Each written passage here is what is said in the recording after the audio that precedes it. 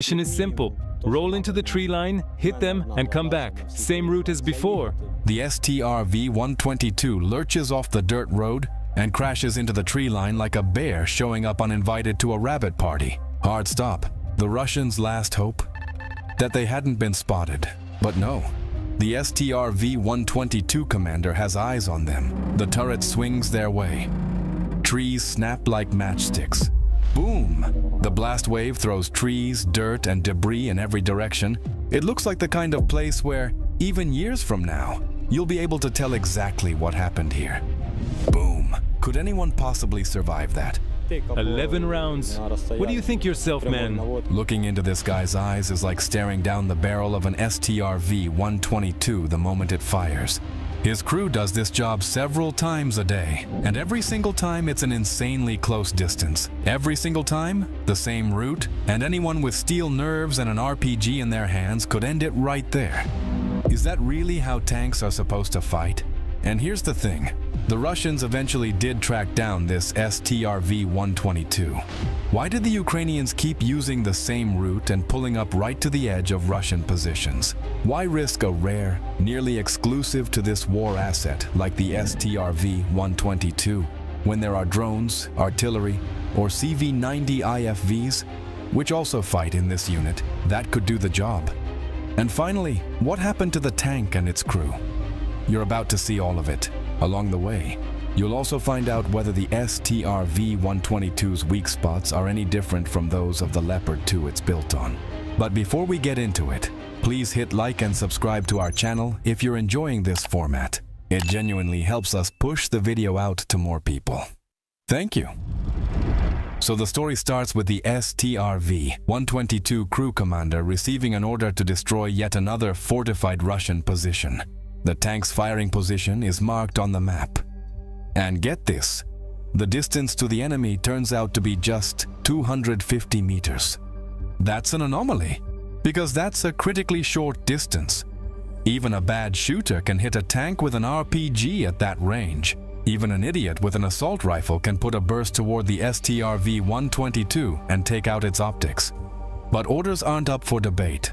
The Strv-122 commander's job is to figure out the approach route to the firing position and the withdrawal route after the mission is done. He could do that off a map, but instead, the tank commander decides to walk the route on foot first. And why would he do that? First, a map and UAV recon footage don't give you the full picture of actual ground conditions and small obstacles that can be fatal for a heavy vehicle. Second, it's critical for a tank to find a spot where it can see the target, but stay as hidden as possible behind terrain features. So a Russian ATGM can't reach it. That's why even a half-meter rise in the ground matters, because at 250 meters, you're well within direct line of sight. But the third reason is the most important. The enemy could have planted anti-tank mines on the likely approach routes. A foot reconnaissance lets you visually check the track for freshly turned soil and other signs. I personally scouted everything and picked the exact spot where the tank needed to be. This guy is a serious warrior. He didn't ask command why a tank specifically had to do this job. Because you don't question orders. But you and I aren't in the army. We're sitting on the couch. So after the fight, we'll find out why everything went down the way it did. So at dawn, before the sun or Russian drones had a chance to get up over the battlefield, the Strv-122 rolls out of cover to give the Russians a very bad morning. We're not revealing the exact location of the tank because fighting is still ongoing there. At first, everything goes smoothly. The tank covers the route quickly, rolls into position, and starts firing. After the fourth shot, the commander can tell the mission is done. The building where the Russians had dug in is destroyed. We did everything and came back, but after noon they told me we needed to do it again. Well, orders aren't up for debate. But there's no time to plan and scout a different route. And taking a different path carries almost a 100% chance of hitting a mine, because every field and road on the front line is littered with them. Taking the previous route turns out to be a few percentage points safer. And here's what happens next. The tank reaches the position again without incident, and fires another 4 rounds. That leaves 11 rounds still in reserve, because the upper ready rack of the Strv-122 holds 15 shells. But on the way back, the commander spots an enemy through his optics, hiding in a nearby tree line. The decision is made in an instant. The Strv-122 sharply changes direction and plunges into the unknown. What happened next? You already saw at the start of this video. And what comes after that? You're about to see right now. So the Strv-122 tears apart the enemy position and races back to base.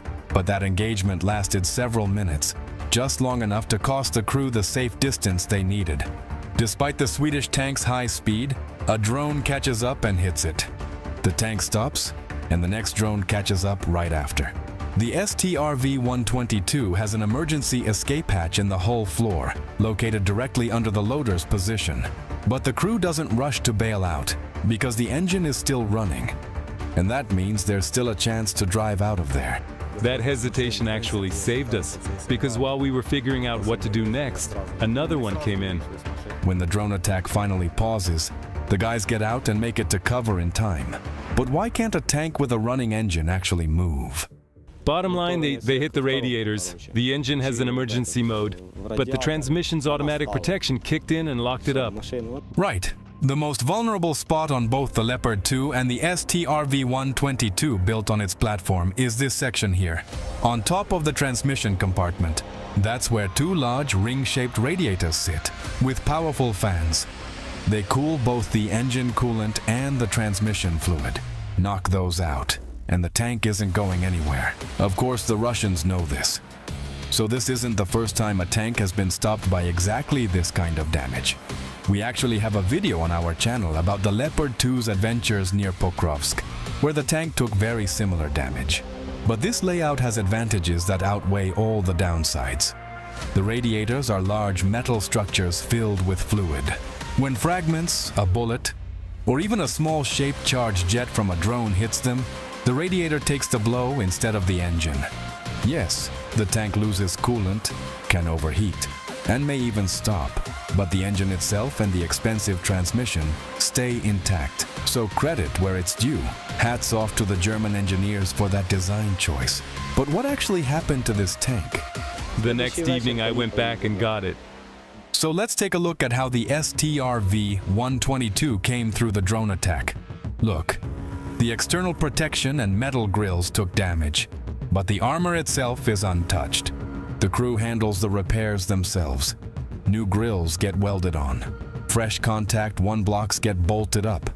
The same ones Leopard 2s use in this war.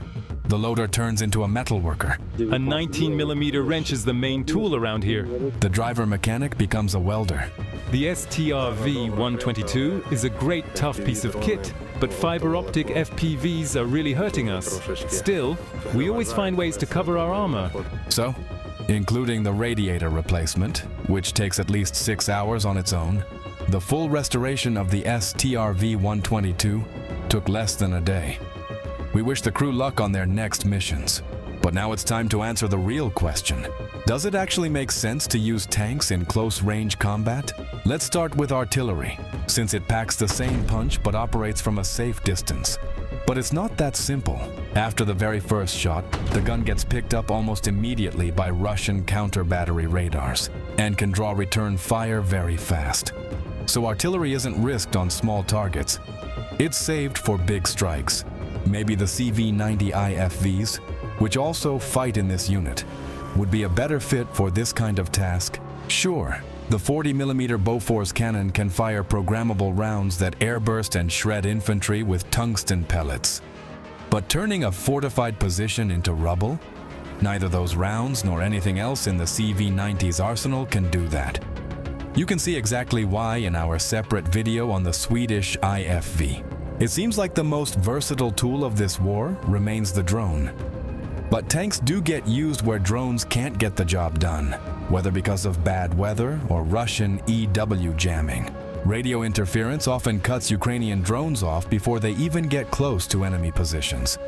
An EW system has zero effect on a tank, though. On top of that, most UAVs carry a small warhead. not enough to destroy a fortified position and get the people sitting inside bunkers or behind walls. A tank round is a different story entirely. It punches through cover and detonates inside. In a minute or two, a tank can put out a dozen shells and simply flatten a position, making it completely unusable. There's no way to achieve that effect with drones. From radio intercepts on their side, we heard that what they fear most is our tank fire. And that says it all. When you need to break the enemy's will to fight, you send in a tank. Just its appearance on the battlefield triggers panic. Direct fire demoralizes far more than drones ever could. You really don't want to find yourself under that kind of fire. And that's probably exactly why Ukrainian command decided to put the Strv-122 into the fight. Here's our takeaway. In many situations, a tank is more effective than any other tool available because it's a mobile, armored vehicle with a precise and powerful gun that can engage fast and reposition just as fast. But drop a comment and tell us what you think about this specific operation and about the future of tanks in general. Will we still see them in the next wars? The rules of the sky are about to be rewritten. Sweden is unleashing its ultimate shield, 16 Griffin fighters, armed with the lethal meteor missile, built to hunt and destroy targets kilometers away, backed by a massive $2.7 billion strategy. This isn't just another aid package. It is the beginning of the hunt. This historic move marks a massive shift. But why is Stockholm going all in? And what forced their generals to make such a monumental decision? Right now, you're about to discover how exactly the war in Ukraine has completely reshaped the Swedish military doctrine, and what truly lies behind this unprecedented aid. That's how the IRIS-T works, the system Sweden provided the missiles for. My stats are 99% of aerial targets hit. These specific missiles are part of the Swedish air shield. After all, Sweden isn't just handing over some outdated gear from the warehouses to the Ukrainians, like other countries often do, but the most modern weaponry, which is often the gold standard in its class. Why? Because only war determines everything, no matter what the engineers and generals might think. Sometimes everything gets turned upside down. For example, that's how the Ukrainian experience forced the Swedish army to change its air defense doctrine. Changing doctrine is serious business. Could it be that the IRIS-T SAMs don't quite meet the challenges facing Sweden? And what about the Swedish Gripen fighters, which are integrated into the joint NATO air defense system and also carry IRIS-T missiles? You're about to find out. And along with that, you'll get an exclusive look at a brand new air defense weapon that the Swedish Army is set to receive in 2026, and why their decision to send the most cutting-edge technology to Ukraine isn't just generosity, it's strategy. But here's what makes this story truly historic. Ukraine won't just be receiving this system. Ukraine will be the first country in the world to use it in real combat, not on a training range, not in a simulation, in a live war zone, against real targets, under real pressure. That's the kind of baptism by fire no engineer can replicate in a lab. And trust me, by the end of this video, you'll understand exactly why that matters. Not just for Ukraine, but for every NATO country watching from the sidelines. Analyst reports usually contain a lot of technical nuances, but we're interested in the main thing. What's wrong with the IRIS-T SAMs in Ukraine? So the first lesson of the war in Ukraine that the Swedish army learned is the necessity to protect not just military bases, but civilian infrastructure, cities, and energy hubs from mass drone and missile attacks. Can the IRIS-T handle these threats? Sort of. But the IRIS-T isn't a silver bullet or the main player here, because when a country gets hammered by cruise missiles escorted by 400 to 500 drones in a single go, like it happens in Ukraine, well, you can see for yourself. The thing is, there are so many drones coming in from different angles that the air defense needs to consist of hundreds of launchers. Considering the price of the IRIS-T SAMs, as well as the cost of their missiles, that's just not feasible. Just imagine, the price of an IRIS-T missile, depending on the range, starts at $450,000. That's cheaper than a Patriot missile, but way more expensive than a Russian Shahed, which costs up to $50,000. If your interceptor missile is pricier than the Shahed, You lose the war of attrition, even if you shoot down every single target, meaning your defeat is just a matter of time. Besides the price, there's another problem. The Iris-T missile works great against aircraft, helicopters, cruise missiles, targets with a strong heat signature. But the Shahed has a small engine, so a successful lock-on by the Iris-T's infrared seeker depends on the distance and weather conditions during the attack.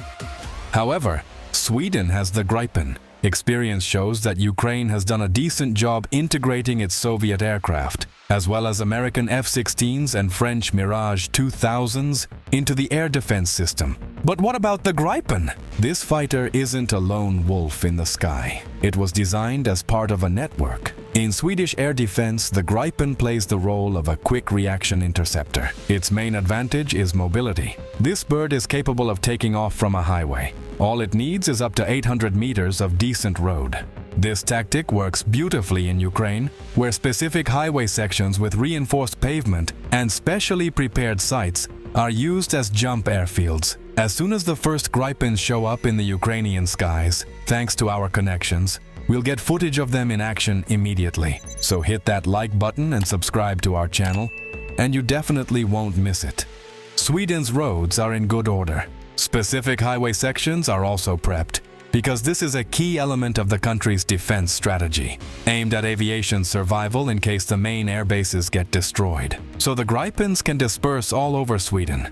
Taking out the entire aircraft fleet with a single missile strike at 4 a.m., like Russia tried to do in Ukraine, is practically impossible.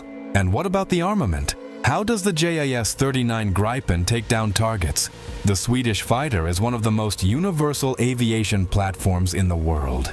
Thanks to its open software architecture, it's capable of carrying practically any modern Western air-to-air missiles, including expensive Iris-T missiles. Is there an alternative? Yes, for example, the Meteor. That's the long arm. This missile will reach a fighter, an AWACS plane, a bomber, or a cruise missile at a distance of up to 200 kilometers. Can a Meteor shoot down a Shahed? Easily, but that's like shooting sparrows with golden bullets. The price of a single MBDA Meteor missile is roughly $2.5 million. Putin will be thrilled if Sweden spends that kind of money to destroy a single Shahed. Maybe there's something cheaper? The Gripen is also integrated with medium-range AM-120 AMRAAM missiles. It's cheaper than the Meteor, more mass-produced, and has been used in NATO for decades. Reliable stuff. However, it's only cheaper for the USA. But to their Swedish partners, the states push it at a price of $2.4 million.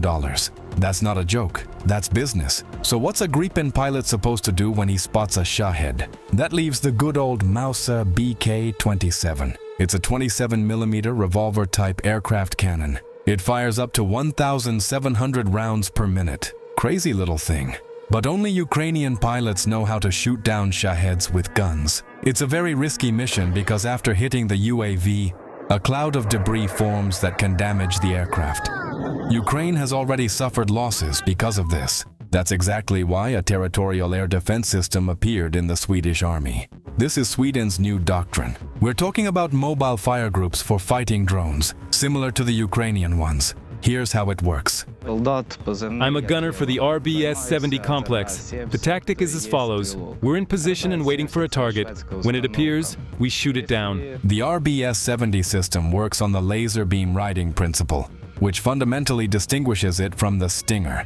The maximum range is up to 9,000 meters, and the altitude is up to 5,000 meters. Ideal parameters against strike UAVs like the Shahed. The missile has a laser radiation receiver in the tail section, so as long as the operator keeps the target in the crosshairs, the missile stays on the laser path right until impact. It's very hard to confuse it. However, there's a problem.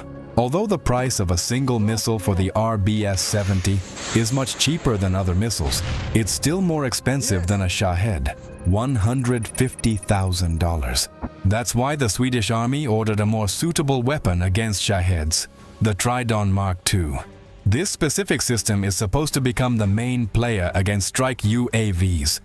The first operator of this Swedish system will be the Ukrainian army. And this is another innovation of the Swedish General Staff. Until a weapon undergoes a baptism by fire in war, it isn't considered reliable. The first combat use of the Trident Mark II will take place in the coming weeks, because according to some sources, these systems have already arrived in Ukraine. Here's what we managed to find out about this system. At first glance, the Trident Mark II is just a cannon on a truck.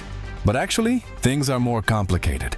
Firepower is provided by the Bofors L-70 cannon.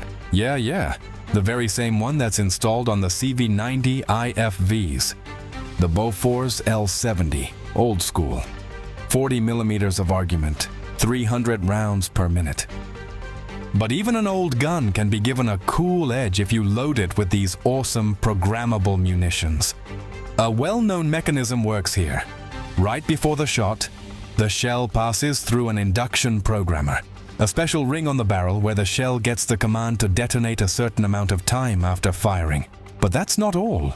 Inside every single one of those shells, there's a surprise. After it detonates at a distance of roughly 1 meter from the target, a cloud of tungsten balls forms. The kill zone increases tens of times over, so a short burst of 2 to 4 rounds is enough to destroy a drone. And what about accuracy? Here, the radar and fire control system are responsible for that. The radar sees the target from kilometers away.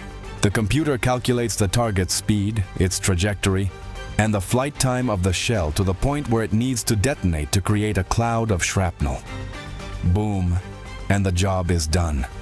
Moreover, it's done in an economically rational way because each shell costs up to $5,000. At that price, a war of attrition isn't profitable for Russia. Why Russia specifically? Previously, Sweden conducted military exercises using fictional scenarios against fictional countries, like Bogoland or something similar. But after the Russian aggression against Ukraine, the situation changed. Now the Swedish armed forces openly discuss Russia and its capabilities, not some made-up country. And although Sweden and Russia don't share a land border, however, there is a maritime border established between the countries in the Baltic Sea.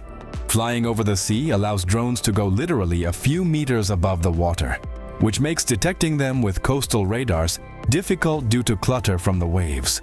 That's why Sweden is learning to meet them on land. The Trident Mark II isn't just an AA gun from the past, but a modern and relatively cheap tool for countering mass attacks by Russian UAVs. So, the Ukrainian war has essentially become a testing ground for Sweden. Every missile or shell provided, every tank or IFV, is an investment in the power of the Swedish army.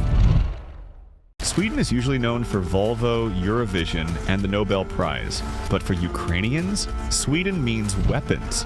And the CV-90 infantry fighting vehicle has already gained a solid reputation on the front line.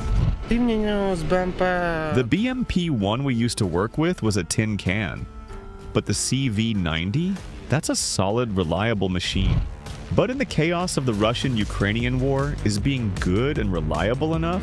The CV-90 is the brainchild of Hägglunds, a Swedish company now owned by the British giant BAE Systems. And they didn't cut corners. This machine is precise, high-tech, and built to perform. Our gunners say it's a surgical tool, highly accurate, deadly precise. It can even take on tanks.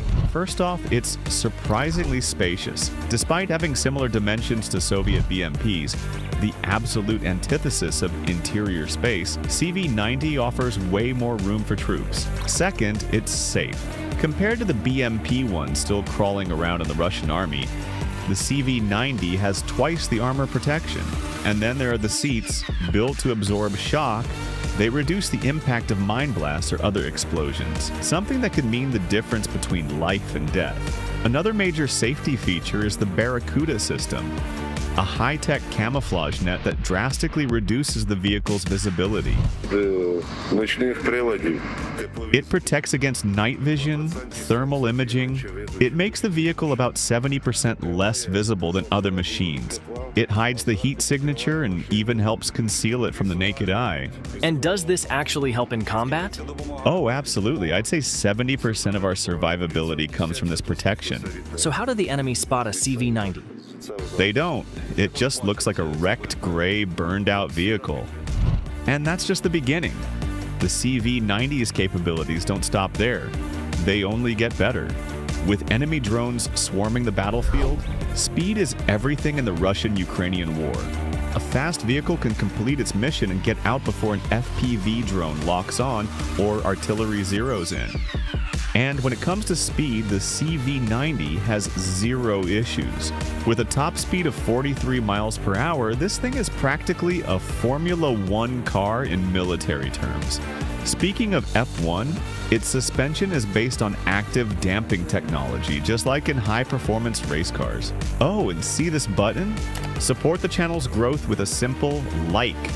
It has the best suspension.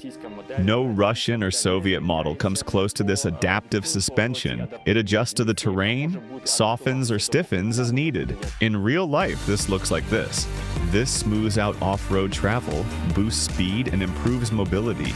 The mobility is incredible. We pushed forward to enemy positions, hit nearly a meter of mud, dove in, powered through, and got the job done. So, sounds perfect, right? A dream machine? Not exactly. Sometimes an advantage can also be a drawback. Tracks, oil maintenance, road wheel replacement, that's all on the driver. But for real repairs, you need a specialized mechanic. Hit subscribe for more honest reports from the front lines. Despite all its perks, CV-90 is a high-tech machine that needs specialists. And not every Ukrainian brigade has the tools or know-how to maintain something built with F1 technology. Running gear is the heart of any combat vehicle, and CV-90's maintenance demands far more skill and tools than a Bradley or Marder. Of course, if you want simplicity, you can stick with Soviet-era armor, fix it with a crowbar and some creative swearing. But Ukraine's 1,500-kilometer front line means skilled personnel are just as critical as firepower. And there's another challenge looming: standardization. Sweden and Denmark operate different versions of the CV-90, and Ukraine is getting both. That means extra logistics, extra parts, and extra headaches. It's basically two separate vehicles under the same name, with different components needed for each. But that's a problem for later. For now, Sweden's CV-90s are ready to hit the battlefield.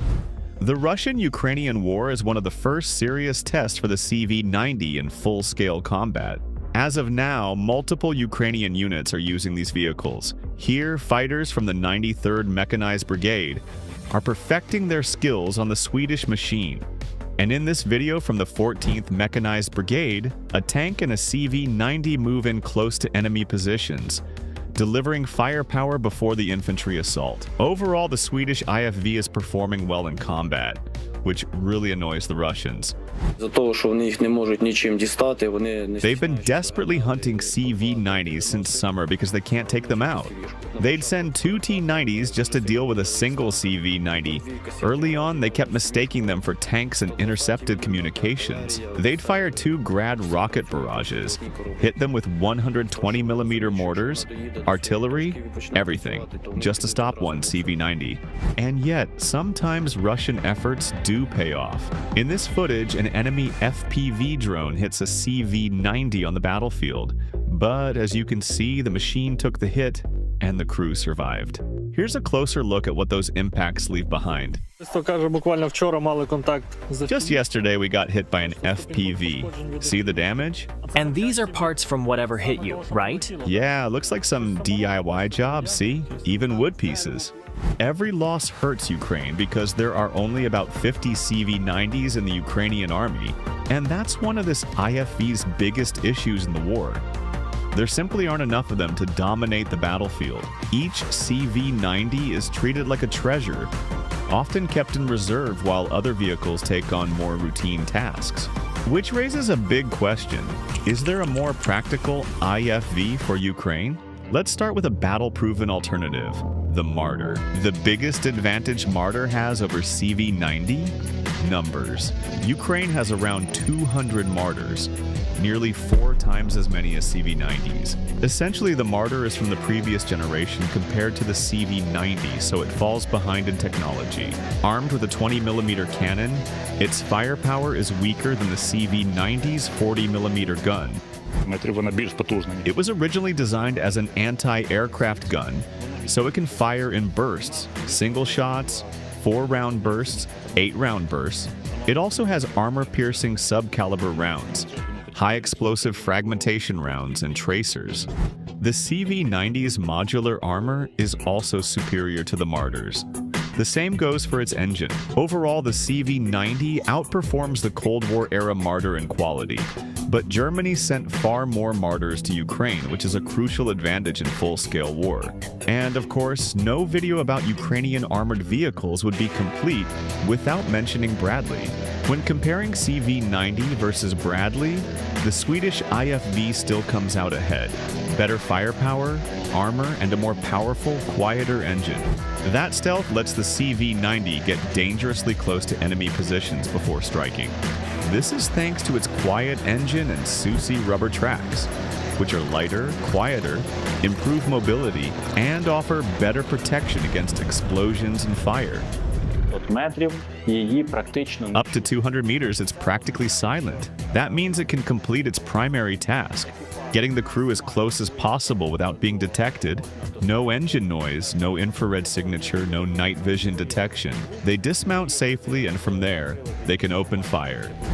Western stealthy vehicles are terrifying for Russian troops, who struggle to react when hit by surprise IFV raids.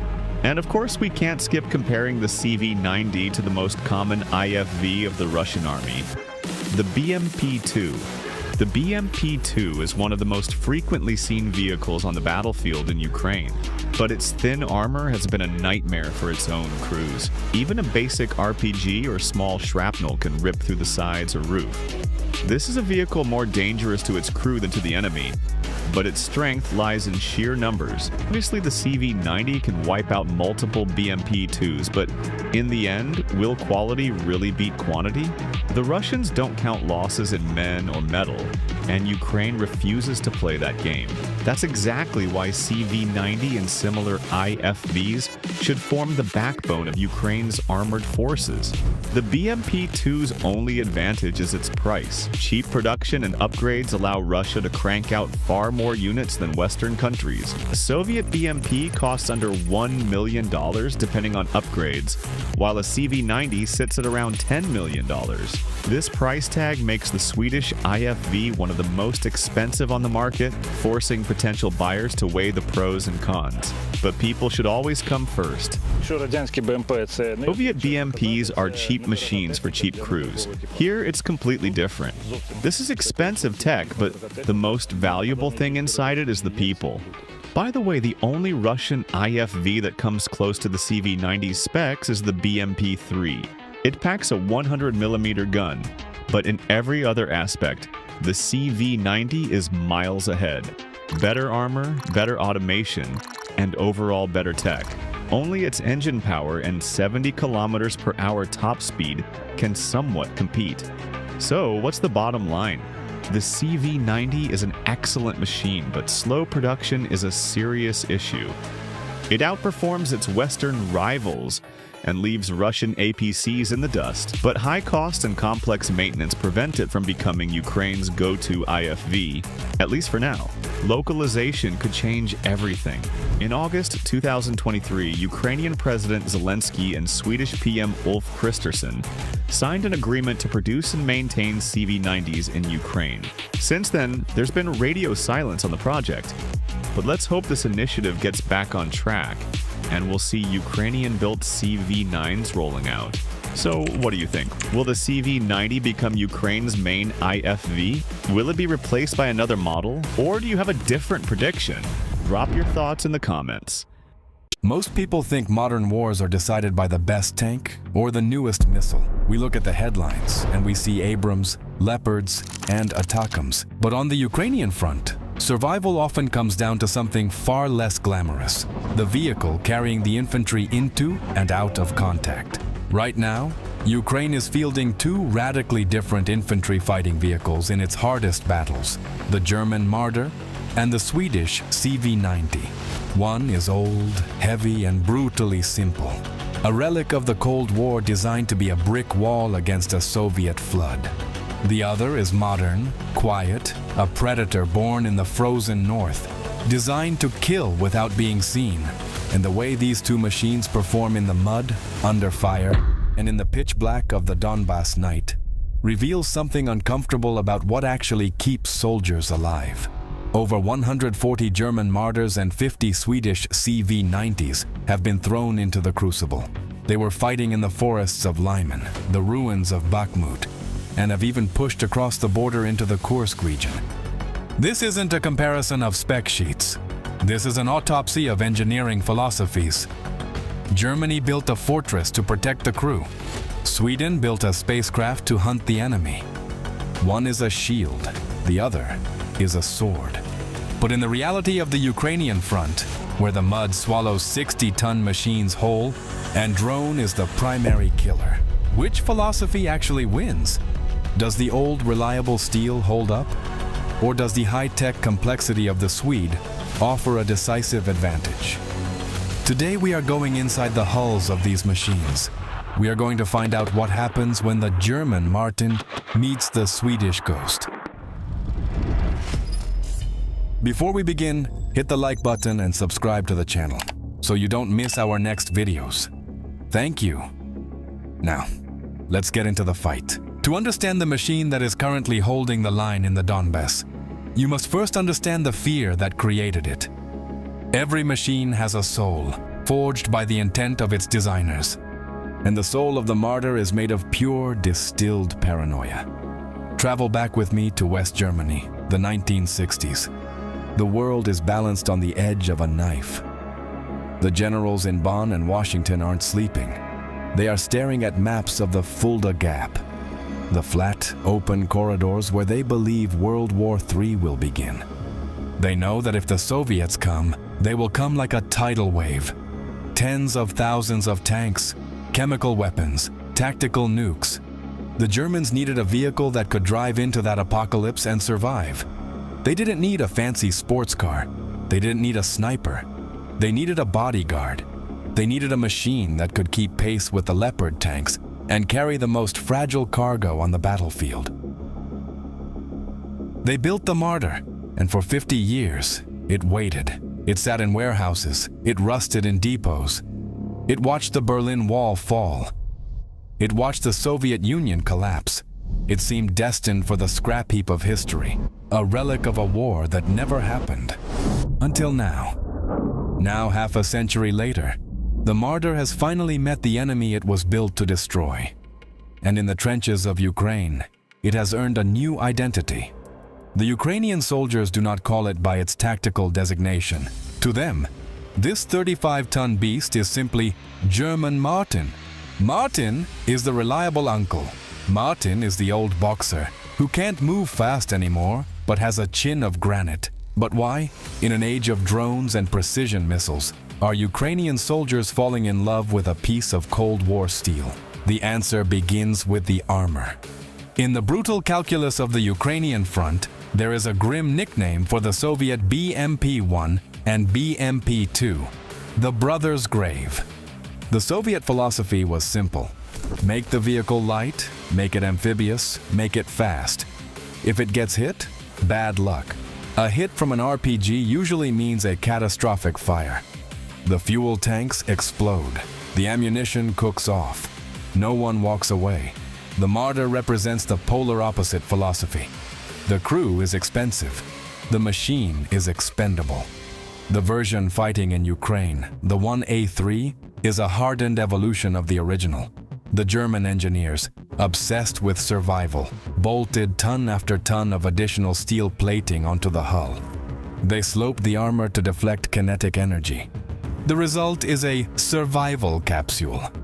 We have reports from the sectors near Lyman and Bakhmut that defy physics. We have seen Martins take direct hits to the frontal arc from RPG-7s. The explosion shreds the external storage boxes.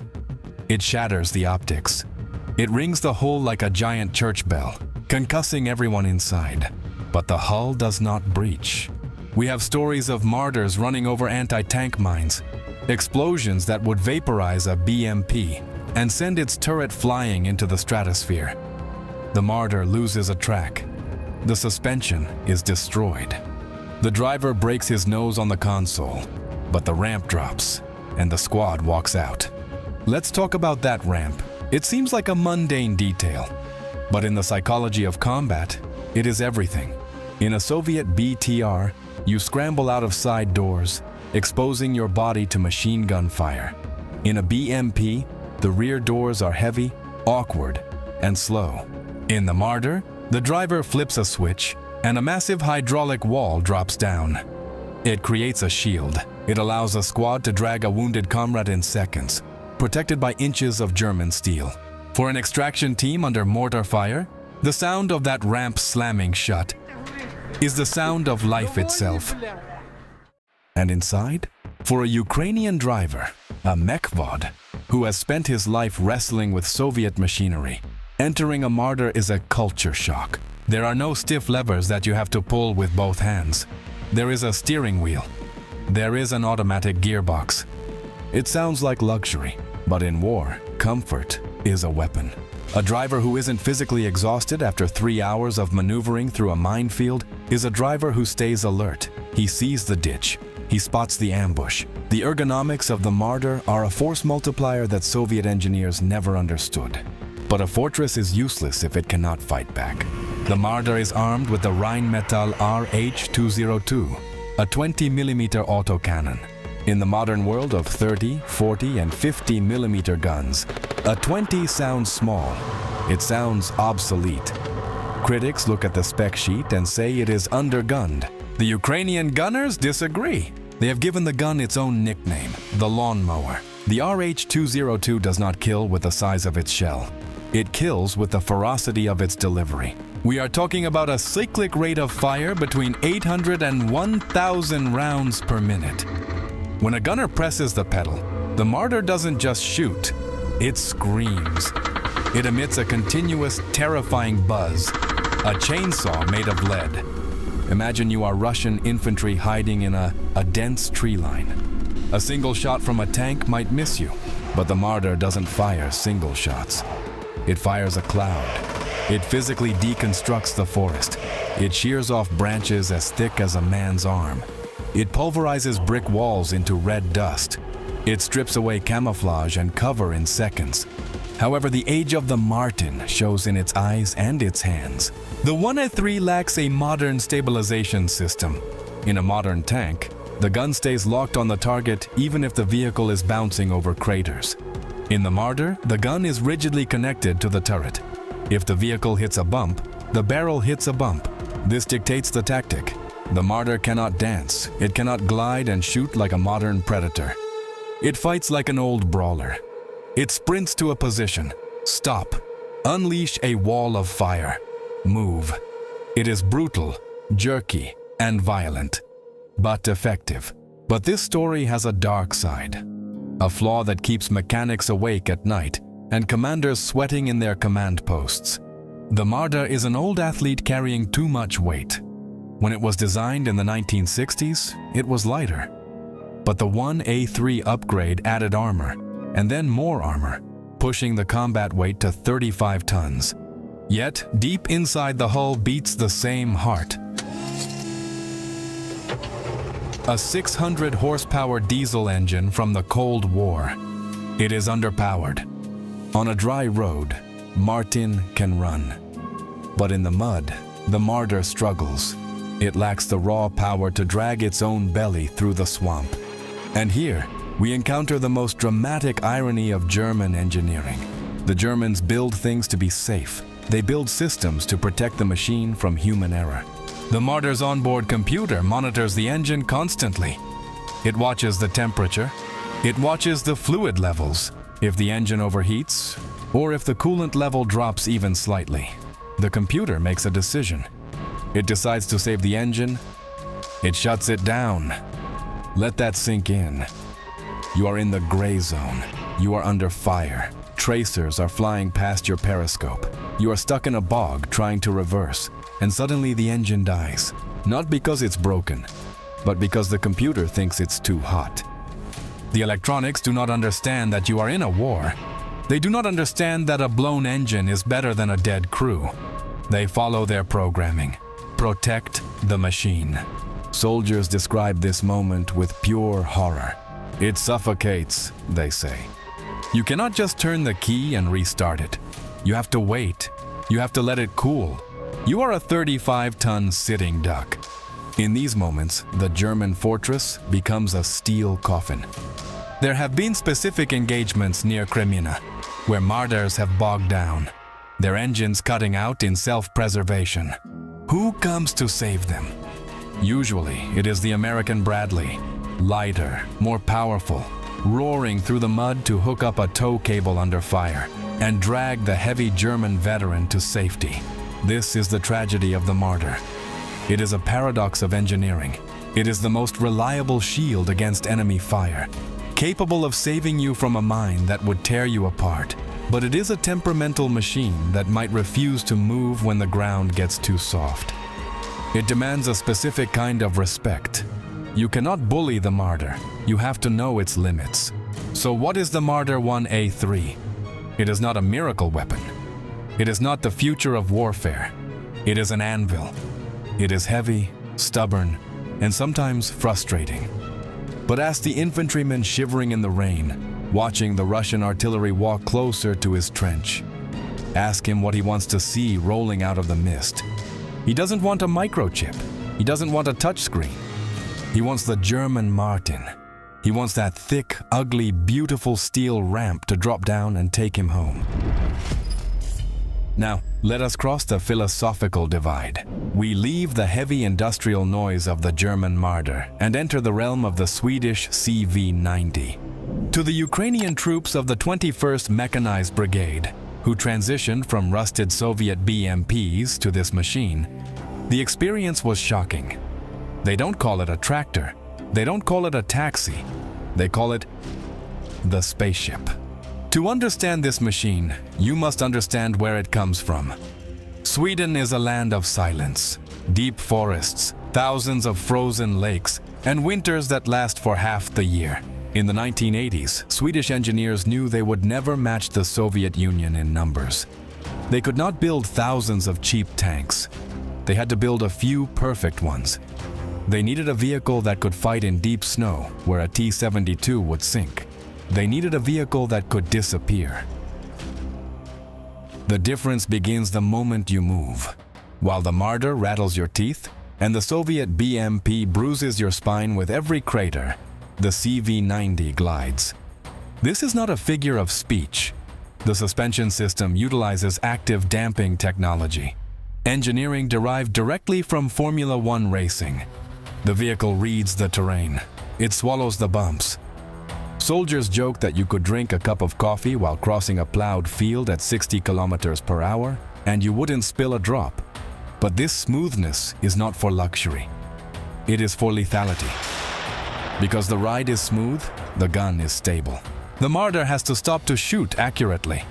The CV-90 can fly over broken ground, drifting through mud, and its turret remains locked on the target like a gyroscope. It allows the crew to fight at the speed of thought, not the speed of the suspension. It changes the rhythm of the battle from a clumsy brawl to a choreographed dance. Modern war is not fought with eyes. It is fought with sensors. The Ukrainian front is swarming with Russian Orlan, Zala, and Supercam drones. They are looking for one thing: heat. To a thermal camera, a tank engine usually glows like a bonfire in a dark room. You cannot hide physics. A 600 horsepower engine generates massive heat, unless you are Swedish. It is called the Barracuda multispectral camouflage system. To the naked eye, it looks like a strange rubbery mat draped over the armor, giving the vehicle a jagged organic shape. But to a sensor, it is magic. The Barracuda system manages the heat generated by the vehicle. It takes the exhaust heat and mixes it with cool air. It mimics the background radiation of the Earth. In the thermal sight of a Russian drone, a Marder glows white-hot. It screams, "I am here." A CV-90? It appears as a gray smudge. It looks like a cold rock, or a dead vehicle that has been abandoned for days. or a patch of wet ground. It blends into the entropy of the battlefield. And then there is the sound, or rather, the lack of it. The Marder announces its arrival with a roar that can be heard for kilometers. The CV-90 is terrifyingly quiet. The rubber-padded tracks and the baffled engine mean you can be 200 meters away from a moving CV-90 and hear nothing. Just the wind in the trees. By the time you hear the tracks crunching the soil, it is too late. The muzzle is already pointing at you. This capability has birthed a new tactic for the 21st Brigade. The night hunt. They do not charge in broad daylight like the Marders. They wait for the sun to set. They creep into the gray zone, under the cover of darkness, invisible to thermal scopes, unheard by infantry. They are predators entering a pen of blind sheep. They strike, destroy the target, and vanish into the forest before the enemy artillery can even wake up. And when they strike, they do not use a lawn mower. They use a sledgehammer that thinks it is a sniper rifle, the 40mm Bofors L70 cannon. To understand this gun, you have to know its history. It was not originally designed to kill tanks. It was designed to shoot down airplanes. That means it has exceptional range, velocity, and accuracy.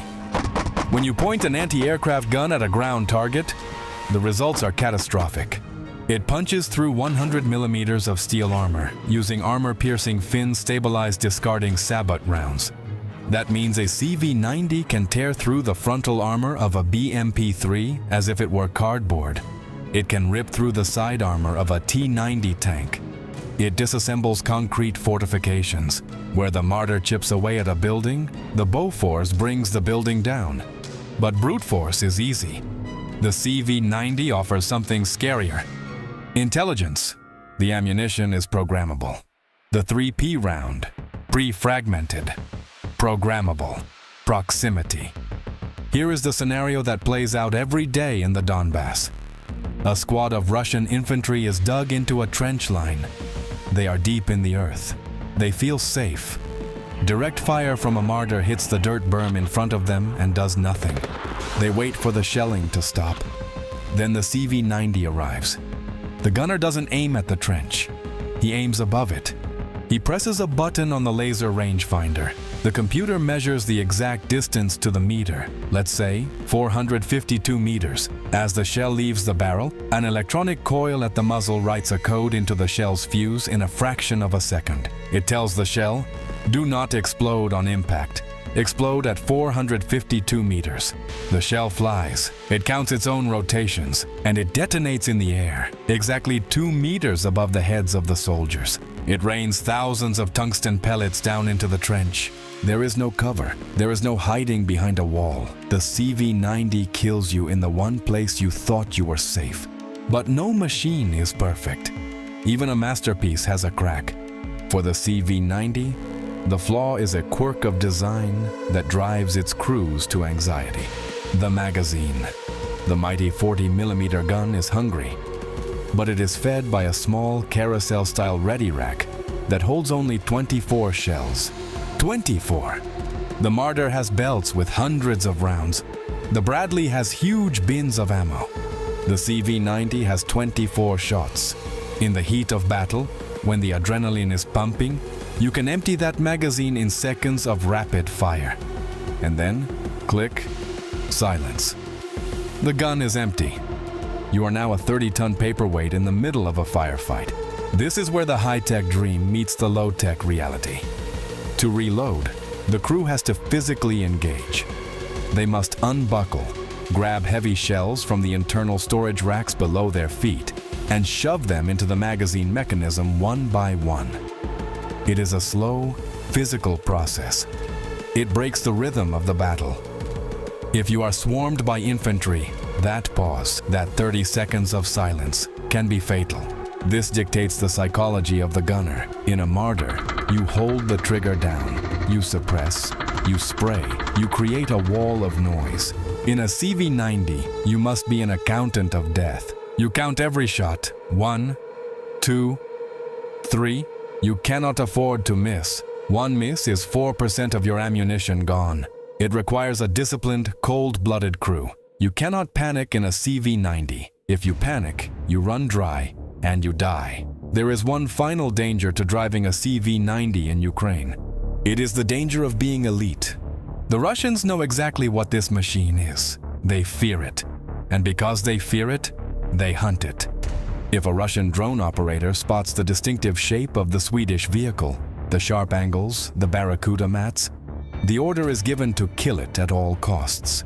They will divert artillery from other sectors. They will launch a swarm of Lancet drones. They will send their best T-90 tanks to hunt down a single IFV. Driving a CV-90 puts a target on your back. You are a trophy. The crew knows this. Every time they start the engine, they know that somewhere, a Russian commander is offering a medal to the man who destroys them. And if you survive the hit, the nightmare continues in the repair shop. The martyr is simple. Soldiers joke that if a martyr breaks, you can fix it with a sledgehammer, a wrench, and some strong language. It is mechanical. It is familiar. The CV-90 is a digital beast. If the fire control computer glitches or the active suspension fails, you cannot fix it with a hammer. You need a diagnostic laptop. You need proprietary software. You need a specialist who understands Swedish code. This creates a logistical nightmare. The machines donated to Ukraine came from a mix of sources: Sweden, Denmark, the Netherlands. While they are the same platform, slight variations exist. Repair hubs have been established, but pulling a damaged CV-90 off the front line to a rear workshop takes time. And in war, time is the only resource you cannot resupply. Yet despite the complexity, Ukraine is betting everything on this horse. There are over 140 martyrs, and parts are plentiful. There are only 50 CV-90s. Every breakdown is a crisis. Every loss is a tragedy that cannot be easily replaced. It is the classic trade-off. The CV-90 gives you a massive qualitative advantage, but it demands a level of support that is hard to maintain in a muddy trench 2,000 kilometers from Stockholm. So what is the CV-90? It is not a shield. It is a sword. It is a weapon for the professional. It demands more from its crew. It demands precision, discipline, and intelligence, but in return, it gives them powers that the martyr could only dream of. It gives them the power to be invisible, the power to kill behind cover, the power to fight on their own terms. The martyr is there to make sure you survive the hit. The CV-90 is there to make sure the enemy never gets the chance to fire. We have torn these machines apart. We have looked at the cold steel of the German anvil and the digital brain of the Swedish scalpel. But war is not a spec sheet. War is not a YouTube comment section argument. War is a system of trade-offs. Now we must place them side by side in the unforgiving reality of the Ukrainian front. When the artillery is falling and the mud is freezing, which philosophy actually wins? Let's start with the ground itself. In the Donbass, the soil is a weapon. The black earth, Chernozem, turns into a glue-like substance that swallows armies whole. Here, the contest is painfully one-sided. The Martyr 1A3 is an old athlete carrying too much weight. Its tracks are narrow. Its engine is tired. The CV-90 breaks the rules. Because of its active suspension and wide tracks, it has a lower ground pressure than a human foot. It can flank. It can move through the swamps and the marshes where the Russians think they are safe. Tactically, this is the difference between a frontal assault into a kill zone and a knife in the ribs from the shadows. In the mud, the Swede is the king, but eventually, you have to pull the trigger. Here, we see the divide between the 20th and 21st centuries. If you are a commander facing a meat wave, hundreds of Russian infantry charging across an open field, you want the martyr, you want the lawnmower, you want that 1,000 rounds per minute. You want to create a wall of noise and lead that forces every enemy soldier to bury his face in the dirt. The martyr is a weapon of panic. It breaks the enemy's will to advance. Amateurs talk about tactics. Professionals talk about logistics. And this is where the shiny Swedish dream hits the hard German reality. Quantity has a quality of its own. Ukraine has received over 140 Marders, and more are coming. Rheinmetall has established repair hubs in Romania and Lithuania. The supply chain is a river of parts. If a Marder loses an engine, you can strip one from a damaged donor vehicle. The CV-90 is a rare diamond. There are only 50 of them. Every single loss is a strategic disaster. And they are complex. The CV-90 demands a clean war. It needs specialized electronics technicians. It needs proprietary software updates. It needs a supply chain that is fragile.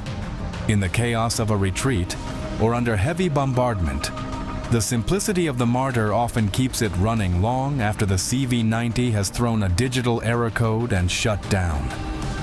The German machine wins the war of attrition. The Swedish machine wins the war of precision.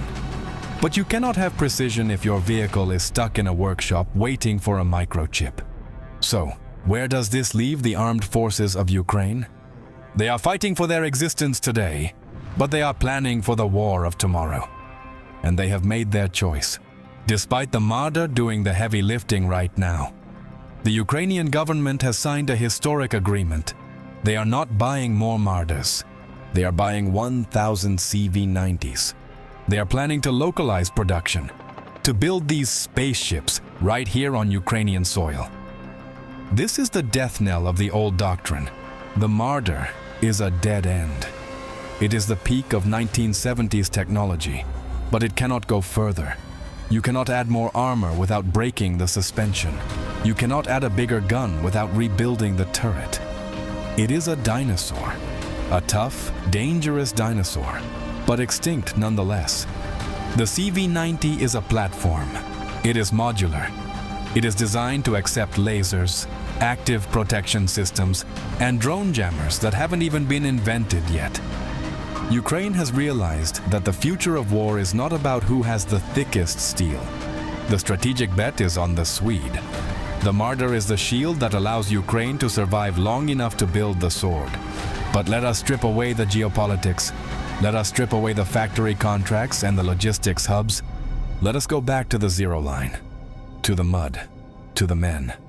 I want you to imagine the choice. You are a squad leader. It is 3 a.m. It is freezing rain. You have wounded men. You need to get out, and you need to get out now. You pick up the radio. You call for extraction. Which vehicle do you pray is coming around the corner? If you choose the Marder, you are choosing the anvil. You know it might be slow. You know the engine might scream. But you know that if you take a hit, if an RPG slams into the side or a mine goes off under the track, that heavy German steel will hold. You choose the Marder because you want to survive the hit. You trust the weight. You trust the armor. It is the choice of the man who expects to get shot. If you choose the CV-90, you are choosing the Ghost. You're betting that you won't get hit at all. You are trusting the invisibility cloak. You are trusting the silent engine. You are trusting that the 40mm gun will kill the ambushers before they can pull the trigger. You trust the tech. You trust the speed. It is the choice of the hunter.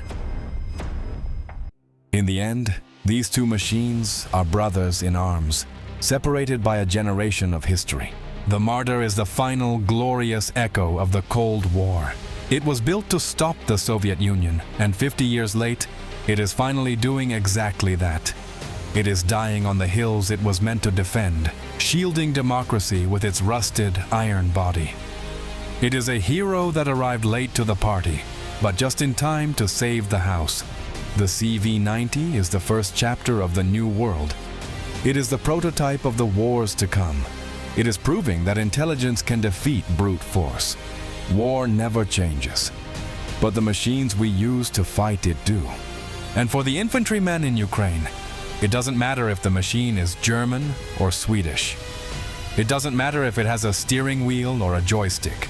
So, I leave the final question to you. You are the commander. You have the budget. You have the lives of your men in your hands. Do you buy the fortress that can take the beating? Or do you buy the ghost that strikes from the dark? Tell us your choice in the comments below. Stay safe. We are continuing to double down on this deep dive format because honestly, The response to our last video was incredible. I want to take a second to say thank you. We took all of that feedback you gave us. So if you enjoyed this level of detail, do us a massive favor. Hit the like button. It sounds small, but it helps the algorithm find other people who care about this stuff as much as we do. We're used to most high-end weapons coming from the US, but there's one area where even America falls behind. Not to China, Britain, or Russia, but Sweden. We're talking about self-propelled howitzers, and not just any howitzer, one of the best wheeled artillery systems in the world. Now, it's proving its worth on the battlefield in Ukraine. This is one of the best self-propelled artillery pieces out there. Yeah, baby, yeah! So what makes Sweden's creation stand out, and how is it performing on the front lines? Archer didn't have the smoothest ride to the battlefield. It all kicked off in 1995, but things moved at a Swedish pace, steady and measured. After a few years of tinkering, it wasn't until 2003 that Sweden's defense procurement agency finally shook hands with Bofors to develop 2 prototypes. Fast forward to 2023, and Sweden has 48 Archers, 24 in action, and another 24 chilling in storage, waiting for a one-way ticket to Norway. But fate had other plans. Instead of heading north, 8 of them were sent to Ukraine, where this beast finally got to do what it was born for. It is one of 8 Archer systems delivered to Ukraine by Sweden, and it has finally arrived for the first real battle test in the harsh conditions of eastern Ukraine. So what makes this howitzer so unique? First off, Archer is the undisputed king of rapid deployment. In just 30 seconds, we set up, fire, and in another 30 seconds, we're packed up and moving again. Imagine a 30-ton machine that can stop anywhere, fire off rounds, and be gone in under a minute. A nightmare for the enemy. Catch me if you can. Second, it's all about automation. Archer was designed to be the world's first fully automated artillery system. The crew is only involved in reloading. Once we load up the rounds, we head out and the machine does everything else by itself. We don't step out. While moving, we get targeting data. As we approach the firing position, we input the target, and within 10 seconds of arrival, we deploy. Another 5 seconds to adjust, and we're ready to fire. At this rate, the next-gen Archer might not even need people, except for refueling. And third, the crew stays safe inside the armored cab, even in the heat of battle. The crew never has to leave the armored cabin. The shells are preloaded into a magazine, just like bullets in a rifle. On top of that, sometimes you need to hit a target instantly before the enemy can react. That's where Archer shines. Archer isn't just fast, it's smart. It has a built-in function that lets it fire 4 shells along different trajectories, but they all hit the target at the exact same moment.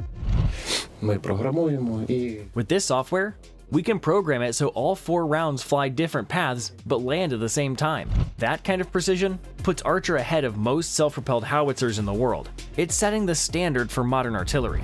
Its predecessor? The legendary Paladin. These 2 machines serve different roles, but they have some similarities, like crew safety. Paladin's armor keeps its crew protected from incoming fire, and the M109 is well known for being one of the most comfortable artillery systems, with heating and air conditioning inside for long missions. But in the end, they're built for different tasks. Paladin is all about raw firepower, while Archer is a surgical tool for precision strikes. There were days we barely had time to reload before going right back into action. What's the most you fired in a day? My personal record? 192 rounds. Another big difference, the Paladin is tracked, while Archer runs on wheels. That changes how they're used in combat. And here's a twist, Archer might soon replace the M109 in the US Army. What? For years, the Army has been looking for a replacement for the M109, which has been in service since 1963. Their last attempt, the XM1299 from the Urka project, didn't work out. So they started searching for ready-made alternatives. Now, Archer, a howitzer nobody was paying attention to just a few years ago, is suddenly a top contender, the ultimate underdog story.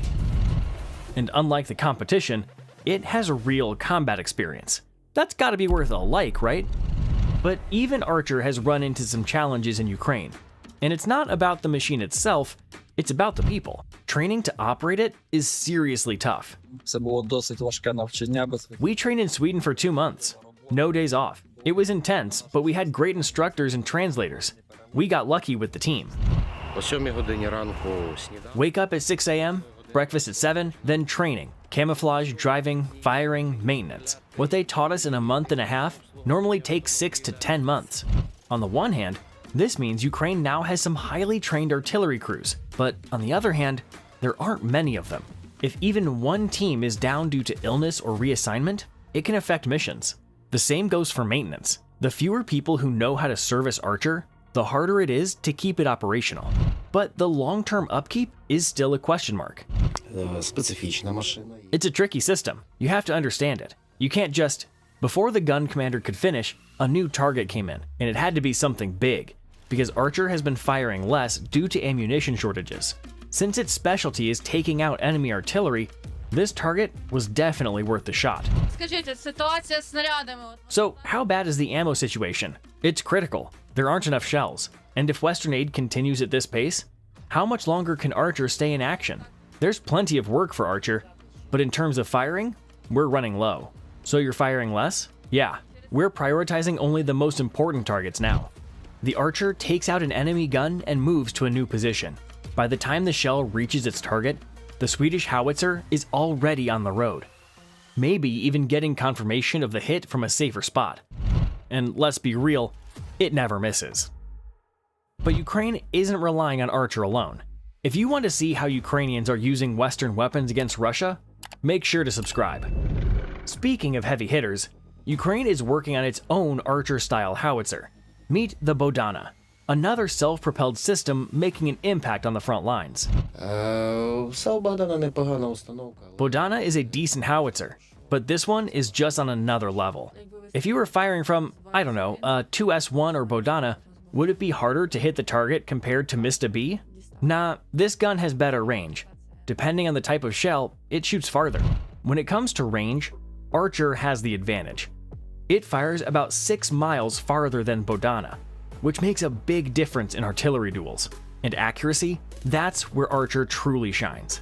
We've called Archer a surgical tool, while Bodana is more like a sledgehammer. Usually, it hits the target with the second shot.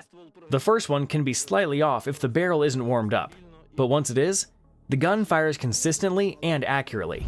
But here's where Bodana has the edge: production numbers. Sweden only built 48 Archers, while Ukraine is now rolling out 20 Bodanas per month. That's a huge advantage in a war where Ukraine needs firepower across an extended front line. It's great to see our country finally producing weapons at this level. This gives us what we need to fight properly. Chances are, these two howitzers are working side by side in Ukraine's 45th Artillery Brigade, where the Archers were deployed. This brigade has come a long way since 2022. Before Archer, the 45th was the only brigade operating the massive 2S7 Peon, a 203mm monster with a range of 29 miles. Each shell weighs around 240 pounds. Cluster shells are slightly lighter. Now, Archer is taking over the same counter-battery role. Our job is counter-battery fire. We locate enemy artillery positions using drones, then take them out. Outdated equipment and ammo shortages forced the 45th to modernize. And now Archer is handling the brigade's toughest missions. I think they're not particularly happy about it. So, what can Russia throw at Archer? Their Peon, or the Mista S, Russia's most common self-propelled howitzer. These two have faced off many times in Donbas, but it's never been a fair fight. Take a T-72 tank, slap a big gun on it, and you get this: Russia's self-propelled howitzer. Its maximum range is just 15.5 miles, not even close to Archer's, making Mista an easy target. Take this May 2024 encounter. It was Mista's last ride. And here's another perfect Archer target: 3 Soviet-era D-20 howitzers lined up like bowling pins. A job for Archer's automated fire control system: 3 shells, 3 direct hits. A few minutes later, Russia's losses just went up again. Once Archer has its sights on a target, the hit probability is nearly 100%. So, what do we take away from this? Archer outperforms most self-propelled howitzers in range, speed, mobility, and automation. It's easily one of the best, if not the best, artillery pieces in the world. Its only weakness? Production numbers.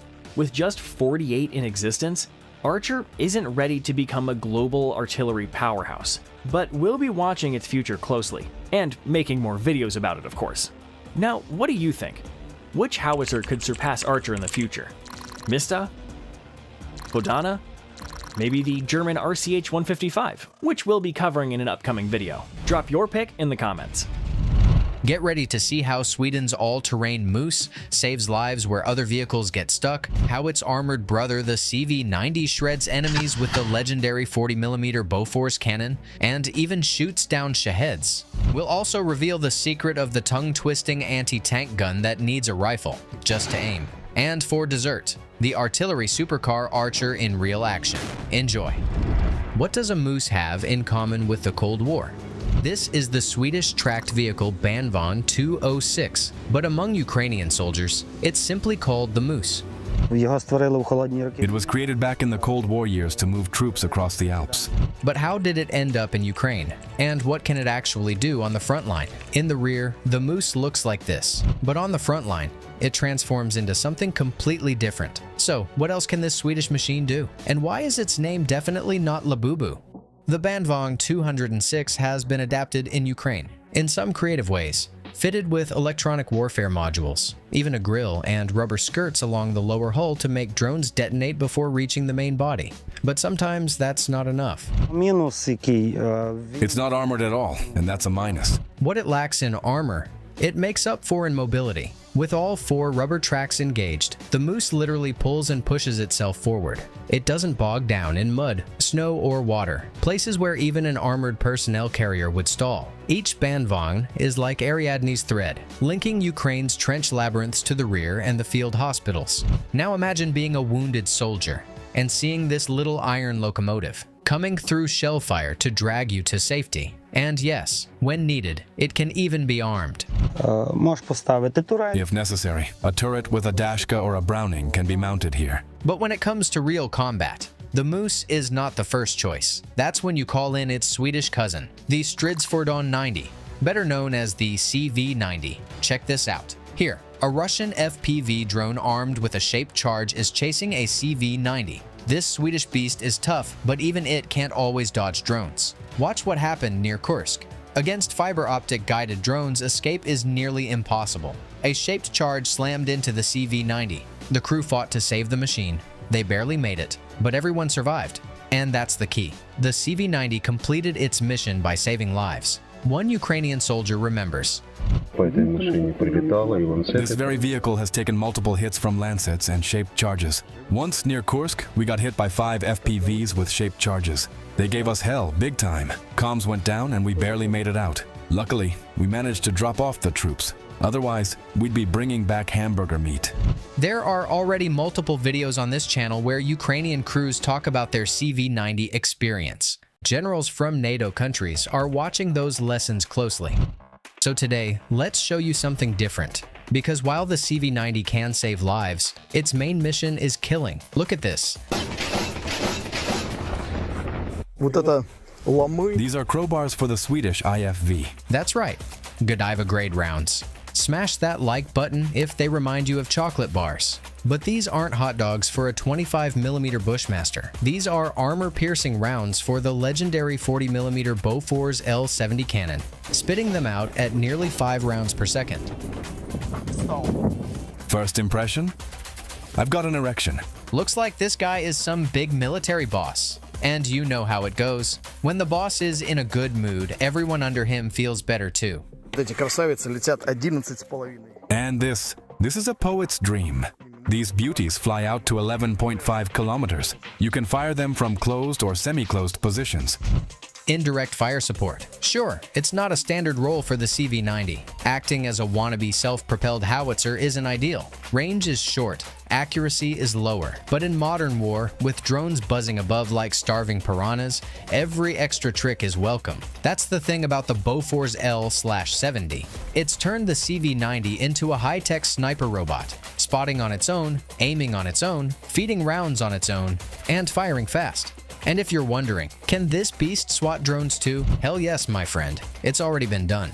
Rare footage shows the Bofors shredding Shahed/Jiran suicide drones at altitudes up to 5 kilometers. That's no accident. This was actually the Bofors' original career path back in the 1950s, when it entered service as an anti-aircraft cannon. In 2023, Lithuania donated 36 L-70AA guns with ammo to Ukraine. Now these same Bofors are back in business, guarding Ukraine's skies. We couldn't grab interviews with those AA crews. Didn't want to distract them from, keeping drones out of the sky.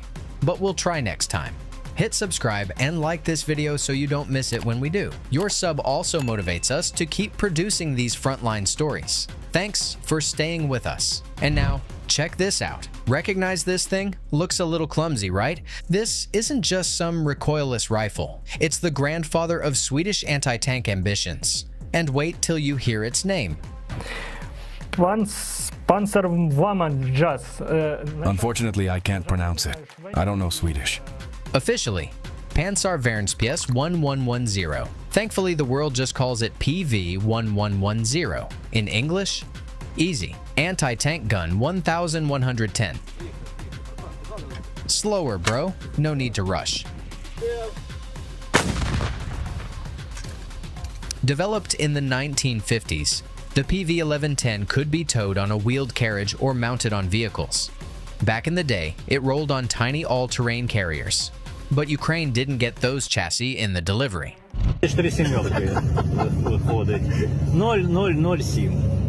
Maybe someone on the Ukrainian side just skipped the chassis because the name was too hard to type into the contract.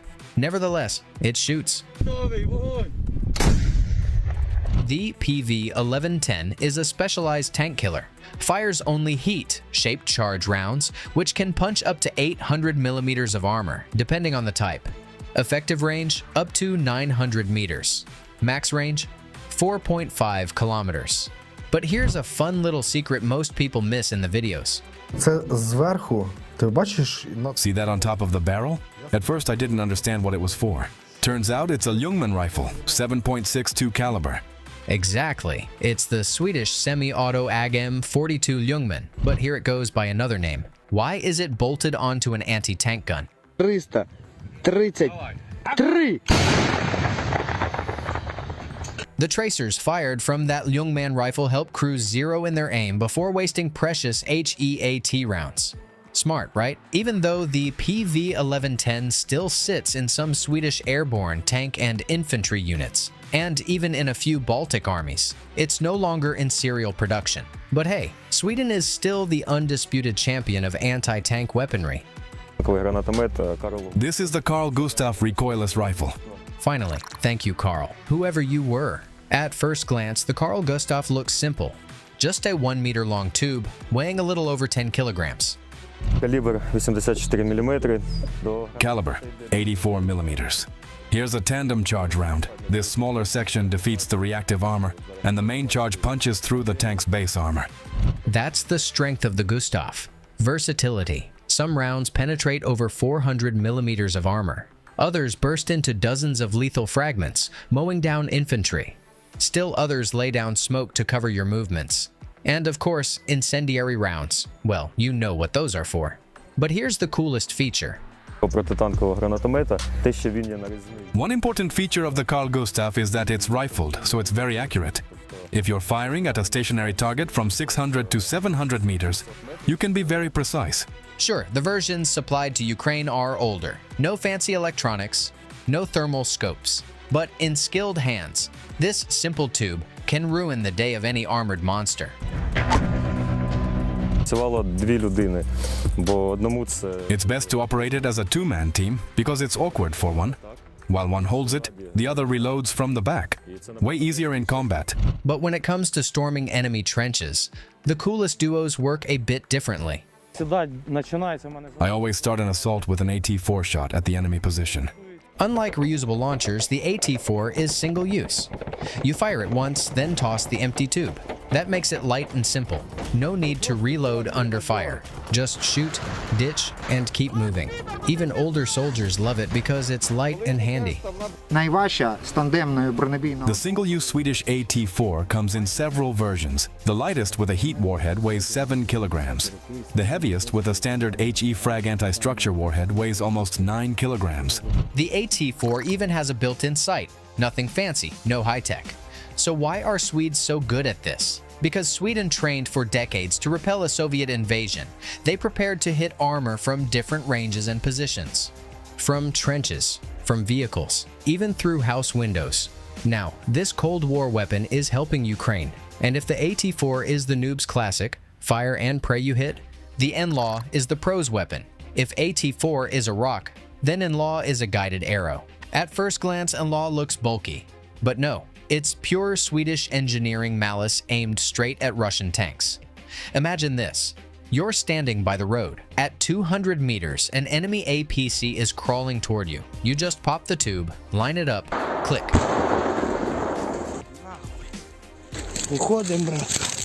The rocket remembers where the target is heading. From that moment, it doesn't care. You can already run for cover and sip tea. Same trick works on tanks. Lock, fire, move. But here's the real secret. There are two levers, type of attack and distance to the target. Flip it to overfly top attack, and it's like stabbing a tank in the heart. The crew never even knows where it came from, because the warhead detonates above the turret. Need to smash a bunker or lighter target instead? Switch to direct attack. The NLAW becomes a straight hammer of fate. At the 20-meter setting, the missile detonates between 20 and 100 meters. At the 100-meter setting, it detonates from 100 meters and further. NLAW proved itself in Ukraine, both in cities and out in open fields. It showed the world that even a small tube in the hands of a brave soldier can stop a steel beast worth millions. Try to break our line with 18 tanks. Only 3 archers stop this colony. If you ask any Ukrainian fighter which Swedish brand deserves the top podium spot, the answer is clear: Archer. And no, it's not just because the name is easier to pronounce than Panzervernspjess. Yes, it's one of the best self-propelled artillery systems. The Archer isn't just a gun on wheels. It's an artillery supercar built for 21st century war. Okay, destroy it. Next one, fire, fire, fire. The Swedes took a powerful 155mm Bofors FH-77 gun and mounted it on a Volvo A30 all-terrain truck.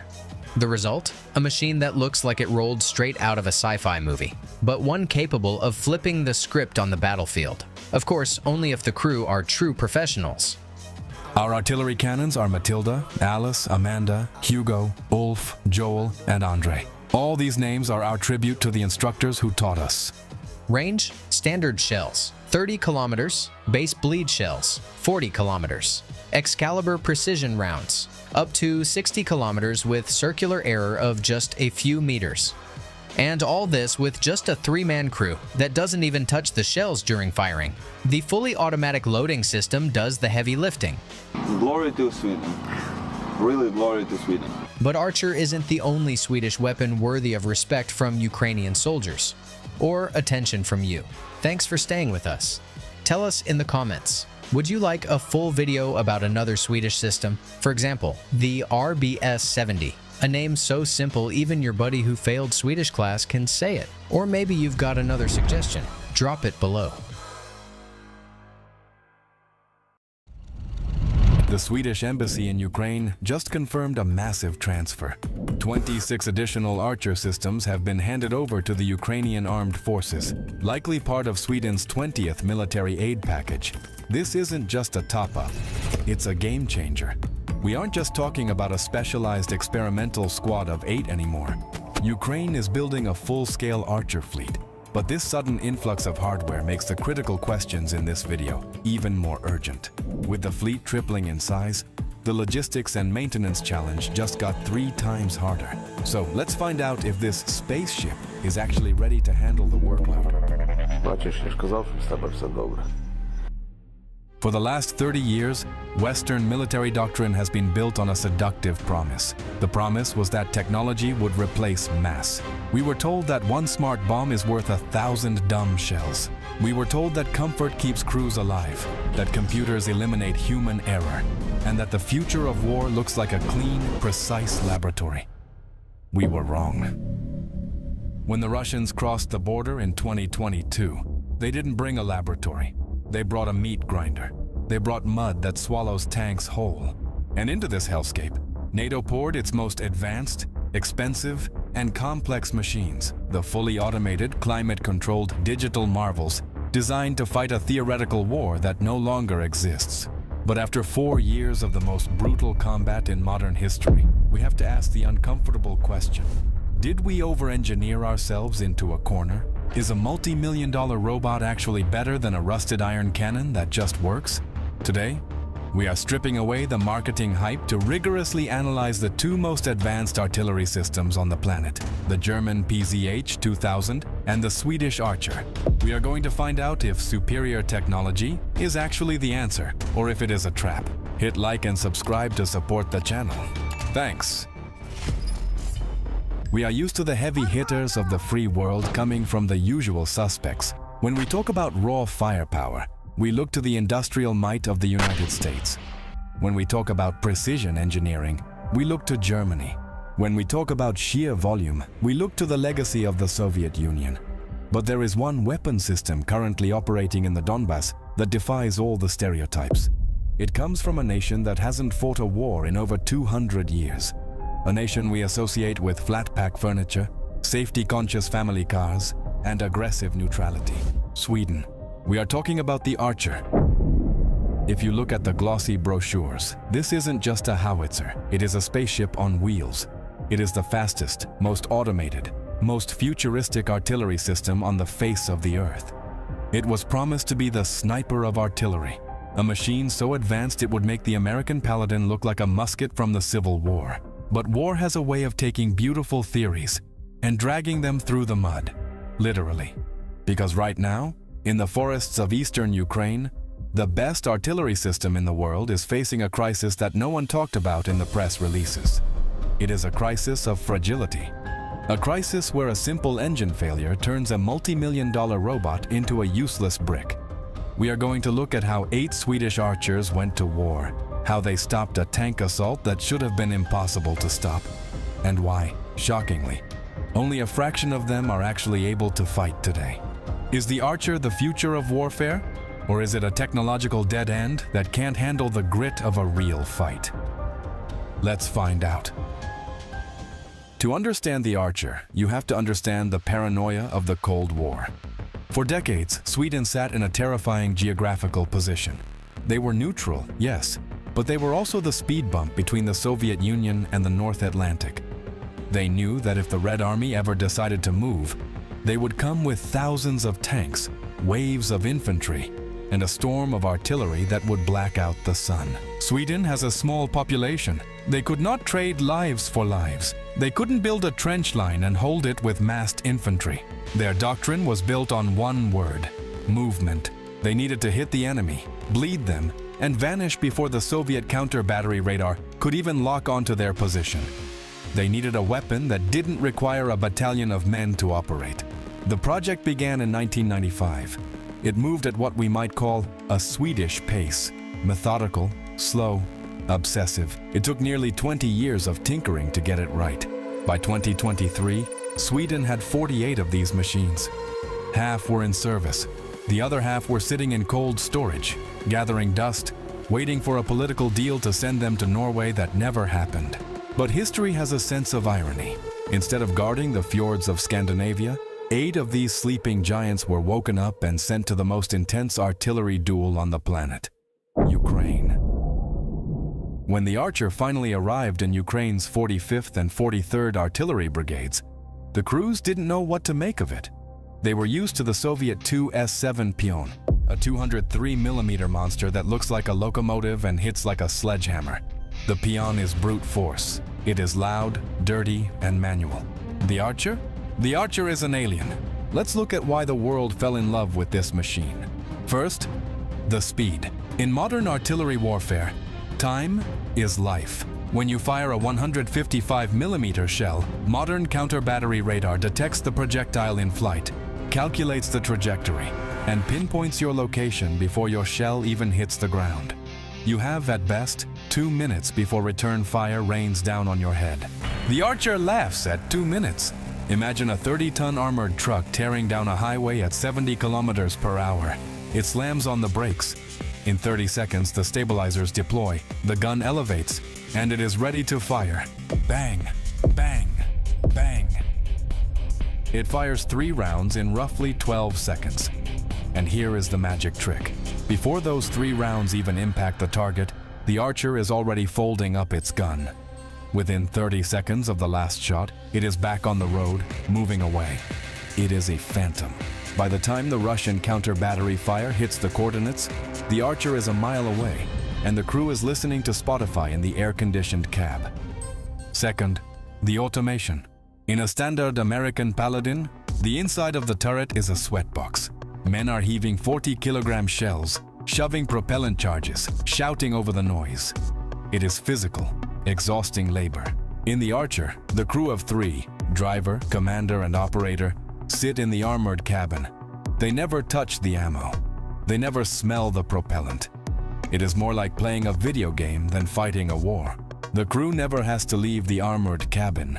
The shells are pre-loaded into a magazine, just like bullets in a rifle. This allows for the Archer's party piece, multiple round simultaneous impact.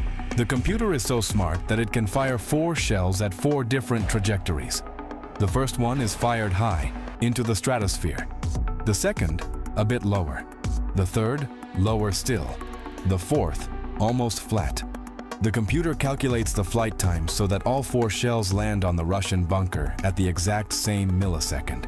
For the Russian soldiers on the receiving end, there is no warning.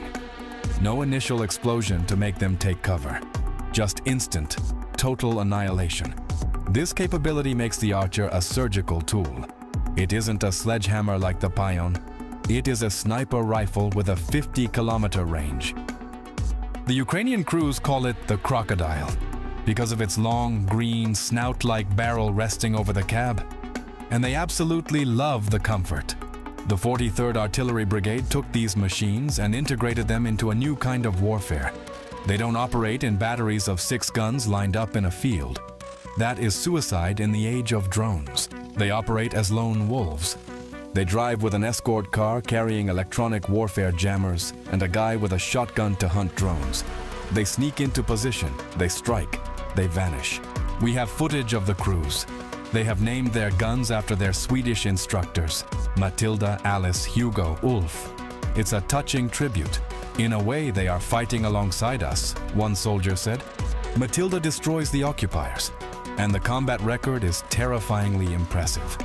There is a story from the Battle of Kursk. The Russians tried to break the line with a massive armored fist.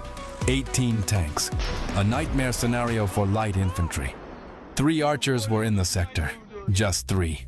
They synchronized their fire. They used the MRSI capability. They turned the lead tanks into burning wrecks, blocking the road. Then they dismantled the rest. Jurist, a former judge who used to fight corruption in courtrooms and now fights tanks in mud, described the feeling with a level of adrenaline that you can't fake. You say in the radio, Matilda, fire. Amanda, fire. Hugo, fire. It's better than sex, really. It's longer, and much better. He pauses, realizes what he said, and adds, "Don't show my wife. Cut it." This is the peak of the Archer's reputation. Fast, lethal, a tank killer. A machine that makes its crew feel invincible. But every hero has a tragic flaw. And the Archer's flaw is hidden deep inside its engineering.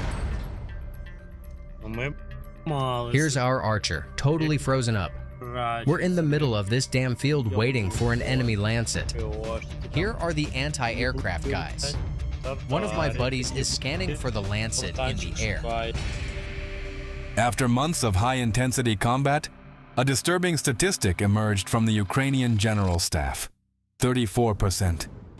That was the readiness rate of the Archer fleet at one point. Out of 8 units delivered, only 2 or 3 were actually combat capable at any given time. The rest were in the repair shop. Why? It wasn't the gun. The cannon itself is a masterpiece of metallurgy. It wasn't the computer software. It was the truck. The Archer is built on a Volvo A30D articulated hauler chassis. Essentially, it is a modified mining dump truck. On paper, this is brilliant. It means you have excellent off-road capability, and you can buy spare tires at a civilian heavy machinery dealer. But a mining truck is designed to haul dirt, dump it, and go back for more. It is not designed to carry a massive, vibrating, recoiling artillery system through deep mud 24 hours a day while being hunted by drones. The problem is the integration. In a traditional tracked howitzer like the Paladin or the German PZH-2000, the engine drives the tracks, and a separate auxiliary power unit, APU, or hydraulic system runs the turret. There is redundancy. In the Archer, the chassis engine is the heart of everything. The Volvo engine powers the hydraulics that lift the gun. It powers the generator that runs the targeting computer. It powers the autoloader. Here is the simple, brutal logic of the Archer's failure. If the engine dies, the weapon dies. If the chassis breaks an axle in the mud, and the Ukrainian mud is notorious for snapping axles, the Archer is not just immobile. It is a paperweight. You cannot hand crank the autoloader. You cannot manually traverse the turret efficiently, and the chassis is breaking. The complexity of the system is its undoing. The sensors that allow for that 30-second deployment are delicate. They don't like constant vibration. They don't like dust. They don't like the damp, freezing Ukrainian winter. It's a tricky system. Compare this to the Bodana, the Ukrainian-made truck-mounted howitzer. The Bodana is a sledgehammer. It's a gun bolted to a Tatra truck. It's manual, it's crude, it doesn't have an autoloader. But if the truck breaks down, you can still fire the gun. If the electronics fail, you can use optical sights and hand cranks. The Archer offers no such forgiveness. It is an all-or-nothing machine. When it works, it is the god of war. When a sensor fails or the Volvo engine coughs, it is a 30-ton target waiting to be destroyed. This fragility creates a massive burden on the human element. Training to operate an Archer is not like learning to drive a car. It's like learning to fly a jet. The Ukrainian crews spent 2 months in Sweden with 0 days off. Wake up at 6 a.m. training all day, one soldier recalled. What they taught us in a month and a half normally takes 6 to 10 months. This means the crews are elite. They are highly skilled professionals, but there are very few of them. If one crew member gets sick or wounded or transferred, the efficiency of the unit drops. You cannot just grab a guy from a mortar team and throw him into the Archer's commander's seat. He wouldn't know which button starts the firing sequence and which one reboots the ballistic computer. And then there is the maintenance. There are only 8 Archers in Ukraine, with more promised but slow to arrive. This is a zoo of logistics. You need specific Volvo parts. You need Swedish electronics technicians. You need specialized lubricants. When you have 200 systems, like the M109 Paladin, you can cannibalize one to fix another. When you have 8, every loss is a catastrophe. This scarcity forces the commanders to be conservative. They can't risk the Archers on high-risk missions as often as they would like. They are firing less, not just because of ammo shortages, which are critical across the entire front, but because they have to preserve the barrel life and the chassis mechanics. There's plenty of work for Archer, the commander says. But in terms of firing, we're running low. We're prioritizing only the most important targets now. They are hunting high-value assets, counter battery, enemy command posts. They are not wasting Swedish precision steel on a lone infantryman in a trench. So, as we stand here today, 4 years into a war that has consumed the stockpiles of the entire Western world, where does the Archer stand? It is a paradox. In terms of pure performance, ballistics, speed, accuracy, it is likely the best wheeled howitzer in existence. The capability to fire 4 rounds and have them land simultaneously is a game changer.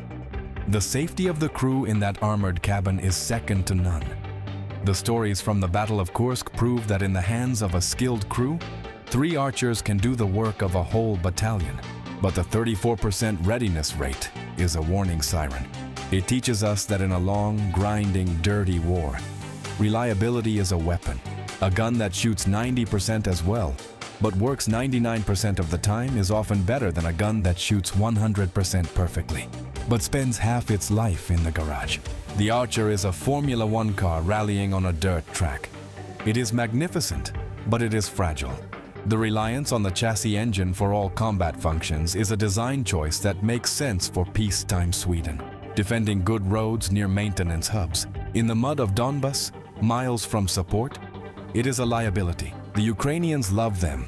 They treat them like royalty. They name them like family members. But they also hold their breath every time they turn the key, hoping the Volvo engine roars to life one more time. As we look to the future, the US Army is eyeing the Archer to replace its aging M109 ES. They see the automation, they see the speed, but they should look closely at the mud of Ukraine. The Archer has proven that wheeled artillery can dominate, but it has also proven that you cannot engineer your way out of the basic realities of mechanical wear and tear. That is the trade-off of modern warfare, the balance between the silver bullet and the iron sledgehammer. For 20 years, this machine was the undisputed king of artillery. On paper, the German PZH 2000 is a technological marvel, fully automated, armored like a tank, and comfortable enough to operate in slippers. But military history is full of marvels that failed the moment they hit real mud. Critics said it was too complex, too heavy, a diva that would break down in a war of attrition. So did German over-engineering fail in Ukraine, or did it redefine what artillery can do? Today, we separate the marketing brochure from the brutal reality. This is the ultimate review of the PZH 2000. When military analysts discuss self-propelled artillery, the conversation almost invariably gravitates towards one machine, the Panzerhaubitze 2000. Often described as the Rolls-Royce of howitzers or a studio apartment on tracks, this German-made behemoth represents the pinnacle of Cold War engineering, tailored for a high-intensity conflict in Europe. But for decades, its reputation was built largely on firing range tests and low-intensity peacekeeping missions in arid climates like Afghanistan. It was a theoretical champion that changed dramatically with the Russian invasion of Ukraine. For the first time, the PZH 2000 was thrown into the environment it was designed for, the muddy, freezing, and artillery-saturated battlefields of Eastern Europe. It faced a peer adversary capable of massive counter-battery fire, electronic warfare, and drone swarms. This review seeks to answer a fundamental question. Does the complexity of German engineering hold up when the war demands not just precision, but brutal endurance? By analyzing operational data, maintenance logs, and tactical shifts observed over years of combat in Ukraine, we can finally separate the marketing brochure from the battlefield reality. We will dissect its firepower, mobility, protection, and the logistical nightmares that come with operating the most advanced artillery system in the world. And before we dive deep into the topic, please support the channel by subscribing. It allows us to grow. Thank you. To understand the PZH 2000, one must first understand its scale. Weighing in at nearly 57 tons, with add-on armor, it is heavier than many main battle tanks, including early T-70s. This mass is not accidental. It is the result of a specific design philosophy that prioritizes crew survivability and sustained operations above all else. Inside, the vehicle contrasts sharply with its Soviet counterparts like the Tu S7 Pion or the Tu S19 Emsta S. While Soviet doctrine viewed the crew as replaceable components of the machine, German engineers designed the PZH 2000 with long-duration missions in mind. The interior is pressurized, climate-controlled, and spacious enough to allow the crew to stand upright. This is not merely a luxury in a chemical, biological, or nuclear NBC environment, or simply during the freezing Ukrainian winter. This environment reduces fatigue. A less fatigued crew makes fewer calculation errors, fires faster, and stays combat effective longer. The layout accommodates a standard crew of 5, commander, driver, gunner, and 2 loaders. However, the high degree of automation means the system can theoretically be operated by just 3 people, or even 2 in extreme emergency scenarios. This redundancy is a critical feature in a war of attrition, where personnel shortages are a constant reality. The heart of the PZH-2000 is its 155mm L52 chromium-lined barrel, developed by Rheinmetall, but the gun is only as good as the system feeding it. The PZH-2000 utilizes a fully automated shell loading system with a pneumatic flick rammer. This mechanism manages the 60-round magazine located in the center of the chassis. In artillery duels, speed is life. The PZH-2000 claims a burst rate of 3 rounds in roughly 9 seconds and up to 10 rounds in nearly 1 minute. Operational experience in Ukraine has confirmed these metrics are achievable, provided the system is well maintained. This rapid-fire capability allows for the execution of the multiple round simultaneous impact tactic. MRSI is the artillery equivalent of a time-on-target strike performed by a single gun. By altering the elevation of the barrel and the propellant charge for each shot, the PZH-2000 can launch up to 5 shells on different trajectories that all arrive at the target at the exact same instant. For Russian infantry or light armor in the open, this is devastating. There is no warning whistle of the first shell to prompt them to take cover. The entire barrage lands simultaneously. Unlike the shells, the propellant charges, modular charges, are loaded manually by the 2 loaders. This hybrid approach allows the crew to quickly adjust the range by adding or removing charge modules. However, it also introduces a human variable into the rate of fire, particularly during prolonged engagements where physical exhaustion sets in. The transition from Soviet-era systems to the PZH-2000 was a culture shock for Ukrainian crews, moving from manual optical sights and analog calculation circles to the PZH-2000's MICMOS digital fire control computer was compared to upgrading from a vintage sedan to a starship. The onboard ballistics computer handles every variable: wind speed, air temperature, propellant temperature, barrel wear, and even the Earth's rotation. This automation allows for a lay and fire capability that is unmatched. The PZH-2000 does not need to deploy outriggers or spades to stabilize itself before firing. It can stop, receive coordinates via data link, fire a burst, and move again in under 2 minutes. This capability is the cornerstone of shoot and scoot tactics. In a battlefield environment teeming with counter-battery radars, like the Russian Zoo Park one, and loitering munitions, staying static is a death sentence. The PZH-2000's ability to be miles away from its firing position before its shells even hit the target has been the primary factor in its relatively low loss rates, compared to towed artillery like the M777. However, this high-tech approach has a downside. The system is intolerant of abuse. Delicate sensors and miles of wiring are susceptible to the damp, muddy conditions of the Donbass. Error codes became a common headache for crews used to fixing equipment with a sledgehammer and a wrench. The learning curve for maintenance personnel was steep, requiring specialized laptops and diagnostic software rather than brute force mechanics. One of the most surprising revelations from the Ukrainian front has been the PZH-2000's resilience against modern threats, particularly drones. While many Western and Soviet vehicles are now routinely fitted with slat armor, cope cages, and anti-drone screens, the PZH-2000 often operates without them. Why? The answer lies in its structural engineering. The turret is covered with hedgehog armor, rubber thorns designed to scatter the jet of shaped charge warheads from cluster munitions. The propellant charges, which is the most volatile part of the ammo load, are stored in the rear of the turret, separated from the crew by a high-strength blast door. In the event of a penetration, blowout panels on the roof vent the explosion upwards, saving the crew and often the vehicle itself.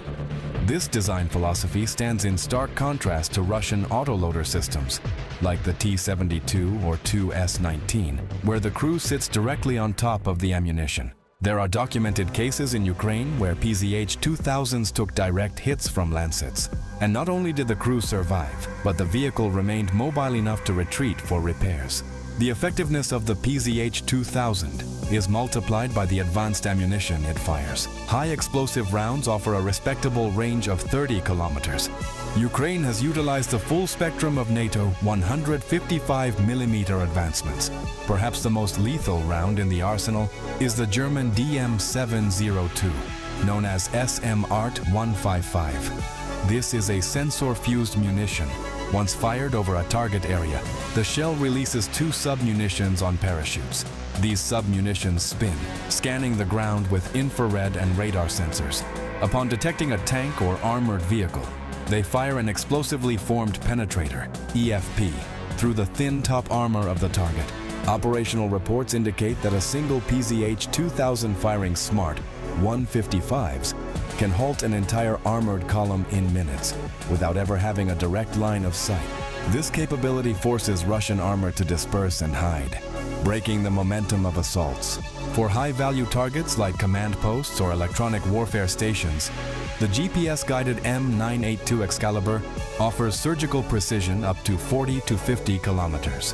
While Russian electronic warfare, jamming, has reduced the efficiency of GPS-guided rounds over time, they remain a potent tool. The Italian-German Volcano rounds extend this range even further, potentially up to 70 to 80 kilometers, allowing the PZH-2000 to strike deep into the Russian rear, rivaling the reach of HYMARS rockets, but at a fraction of the cost per shot. It is not all praise, however. The war in Ukraine has exposed the PZH-2000's Achilles heel, its maintenance intensity. The system was designed for the Cold War doctrine of fight furiously for a few days, then rest. It was not designed for the artillery barrages like in the Battle of Bakhmut or Avdiivka, where a single gun might fire 300 to 500 rounds in 24 hours. This intensity leads to rapid barrel wear and overheating of the autoloader mechanism. The error message culture of the German computer system meant that initially, the gun would refuse to fire if sensors detected parameters slightly outside of optimal norms. Ukrainian crews, out of necessity, learned to bypass some of these safety locks or reboot the system mid-battle. Furthermore, the PZH-2000 is a logistical heavyweight. It requires high-quality fuel, specific lubricants, and cleaner propellant charges than older systems. Repairing significant damage often requires shipping the massive 57-ton vehicle all the way to specialized workshops in Lithuania or Germany, removing it from the battlefield for weeks or months. This logistical tale is the primary argument critics use when comparing it to simpler systems like the French Caesar or the Czech Dana.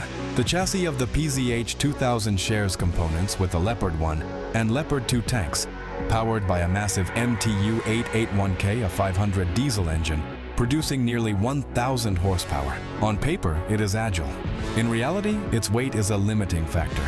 In the Ukrainian mud season, 57 tons is a liability. While tracked vehicles generally fare better than wheeled ones, like the Caesar or Bodana, the PZH-2000 can still bog down. Recovery requires heavy armored recovery vehicles like the Bergapanzer III.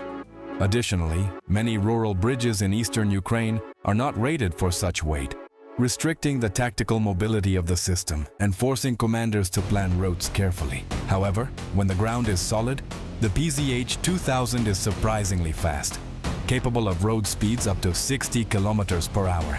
This speed is vital for the scoot part of its survival strategy. Before 2022, the combat record of the PZH-2000 was limited to ISAF operations in Afghanistan.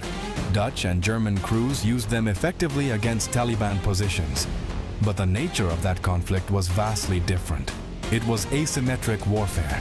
The PZH-2000S acted as sniper rifles, firing a few rounds a day from static, heavily fortified bases, FOBS. They were never under threat of counter-battery fire or drone strikes. The lessons learned in Afghanistan, mostly related to air conditioning and dust filters, were insufficient for Ukraine. The high-intensity usage mode, considered a theoretical emergency scenario in NATO manuals, became the daily routine in Donbass. The fact that the system did not catastrophically fail under this pressure is a testament to the over-engineering typical of the German defense industry.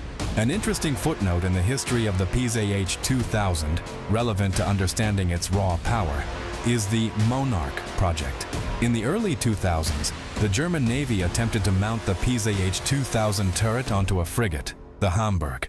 The idea was to replace naval guns with a system capable of firing standard, cheaper Army ammunition at naval targets, while the recoil dampening system worked and the gun could fire from the deck.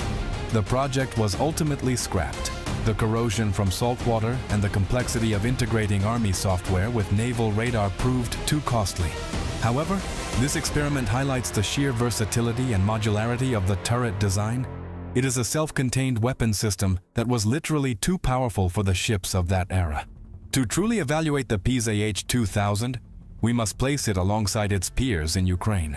The Crab uses a chassis licensed from South Korea, K9 Thunder, and a British turret design. It is simpler, slightly more rugged, and easier to repair. The Crab is the workhorse, while the PZH is the precision instrument. The Caesar is a truck-mounted gun. It wins on strategic mobility and ease of maintenance, but offers zero protection for the crew and lacks the 360-degree turret traverse and tracked mobility required for mud. The Paladin is the veteran. It is reliable and numerous, but significantly outranged by the PZH-2000, L39 barrel versus L52 barrel, and fires much slower due to lack of full automation. The PZH-2000 has proven itself to be the undisputed heavyweight champion of self-propelled artillery in the Russo-Ukrainian War. It combines the firepower of a battery into a single vehicle, offers tank-level protection to its crew, and delivers precision that fundamentally changes the geometry of the battlefield. However, it is not a wonder weapon in the sense that it is invincible or maintenance-free. It is a high-maintenance diva that demands a professional logistical chain and highly trained crews.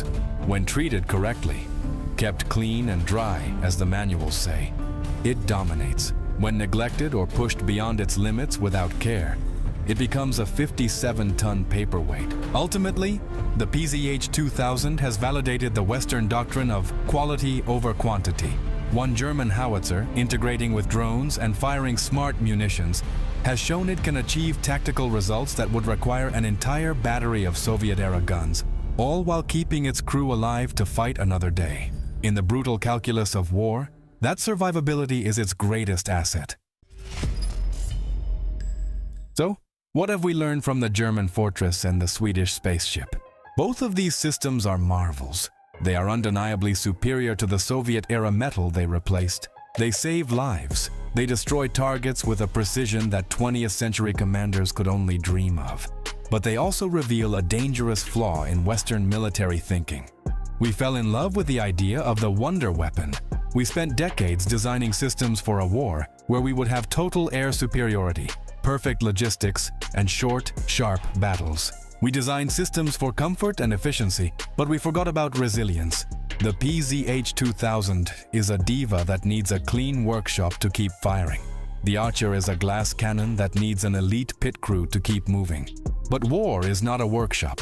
War is mud and blood and chaos. In 1945, the T-34 tank defeated the German Tiger, not because it was better, but because it was simpler, reliable, and there were thousands of them. Today, Ukraine is teaching us that while it is nice to have a touchscreen fire control system and a climate-controlled cabin, the most important feature of a weapon is simply availability. A perfect Archer that is sitting in a repair shop with a broken axle is infinitely less useful than an obsolete M109 Paladin or a crude Bodana that is out on the line firing shells right now. The future of war isn't just about high-tech sensors. It's about building machines that can be fixed with a hammer, fueled with dirty diesel, and operated by a soldier with 2 weeks of training. Because when the high-tech sensors fail, and they always fail, you are left with just the metal. Make sure you are subscribed so you don't miss our next deep dive.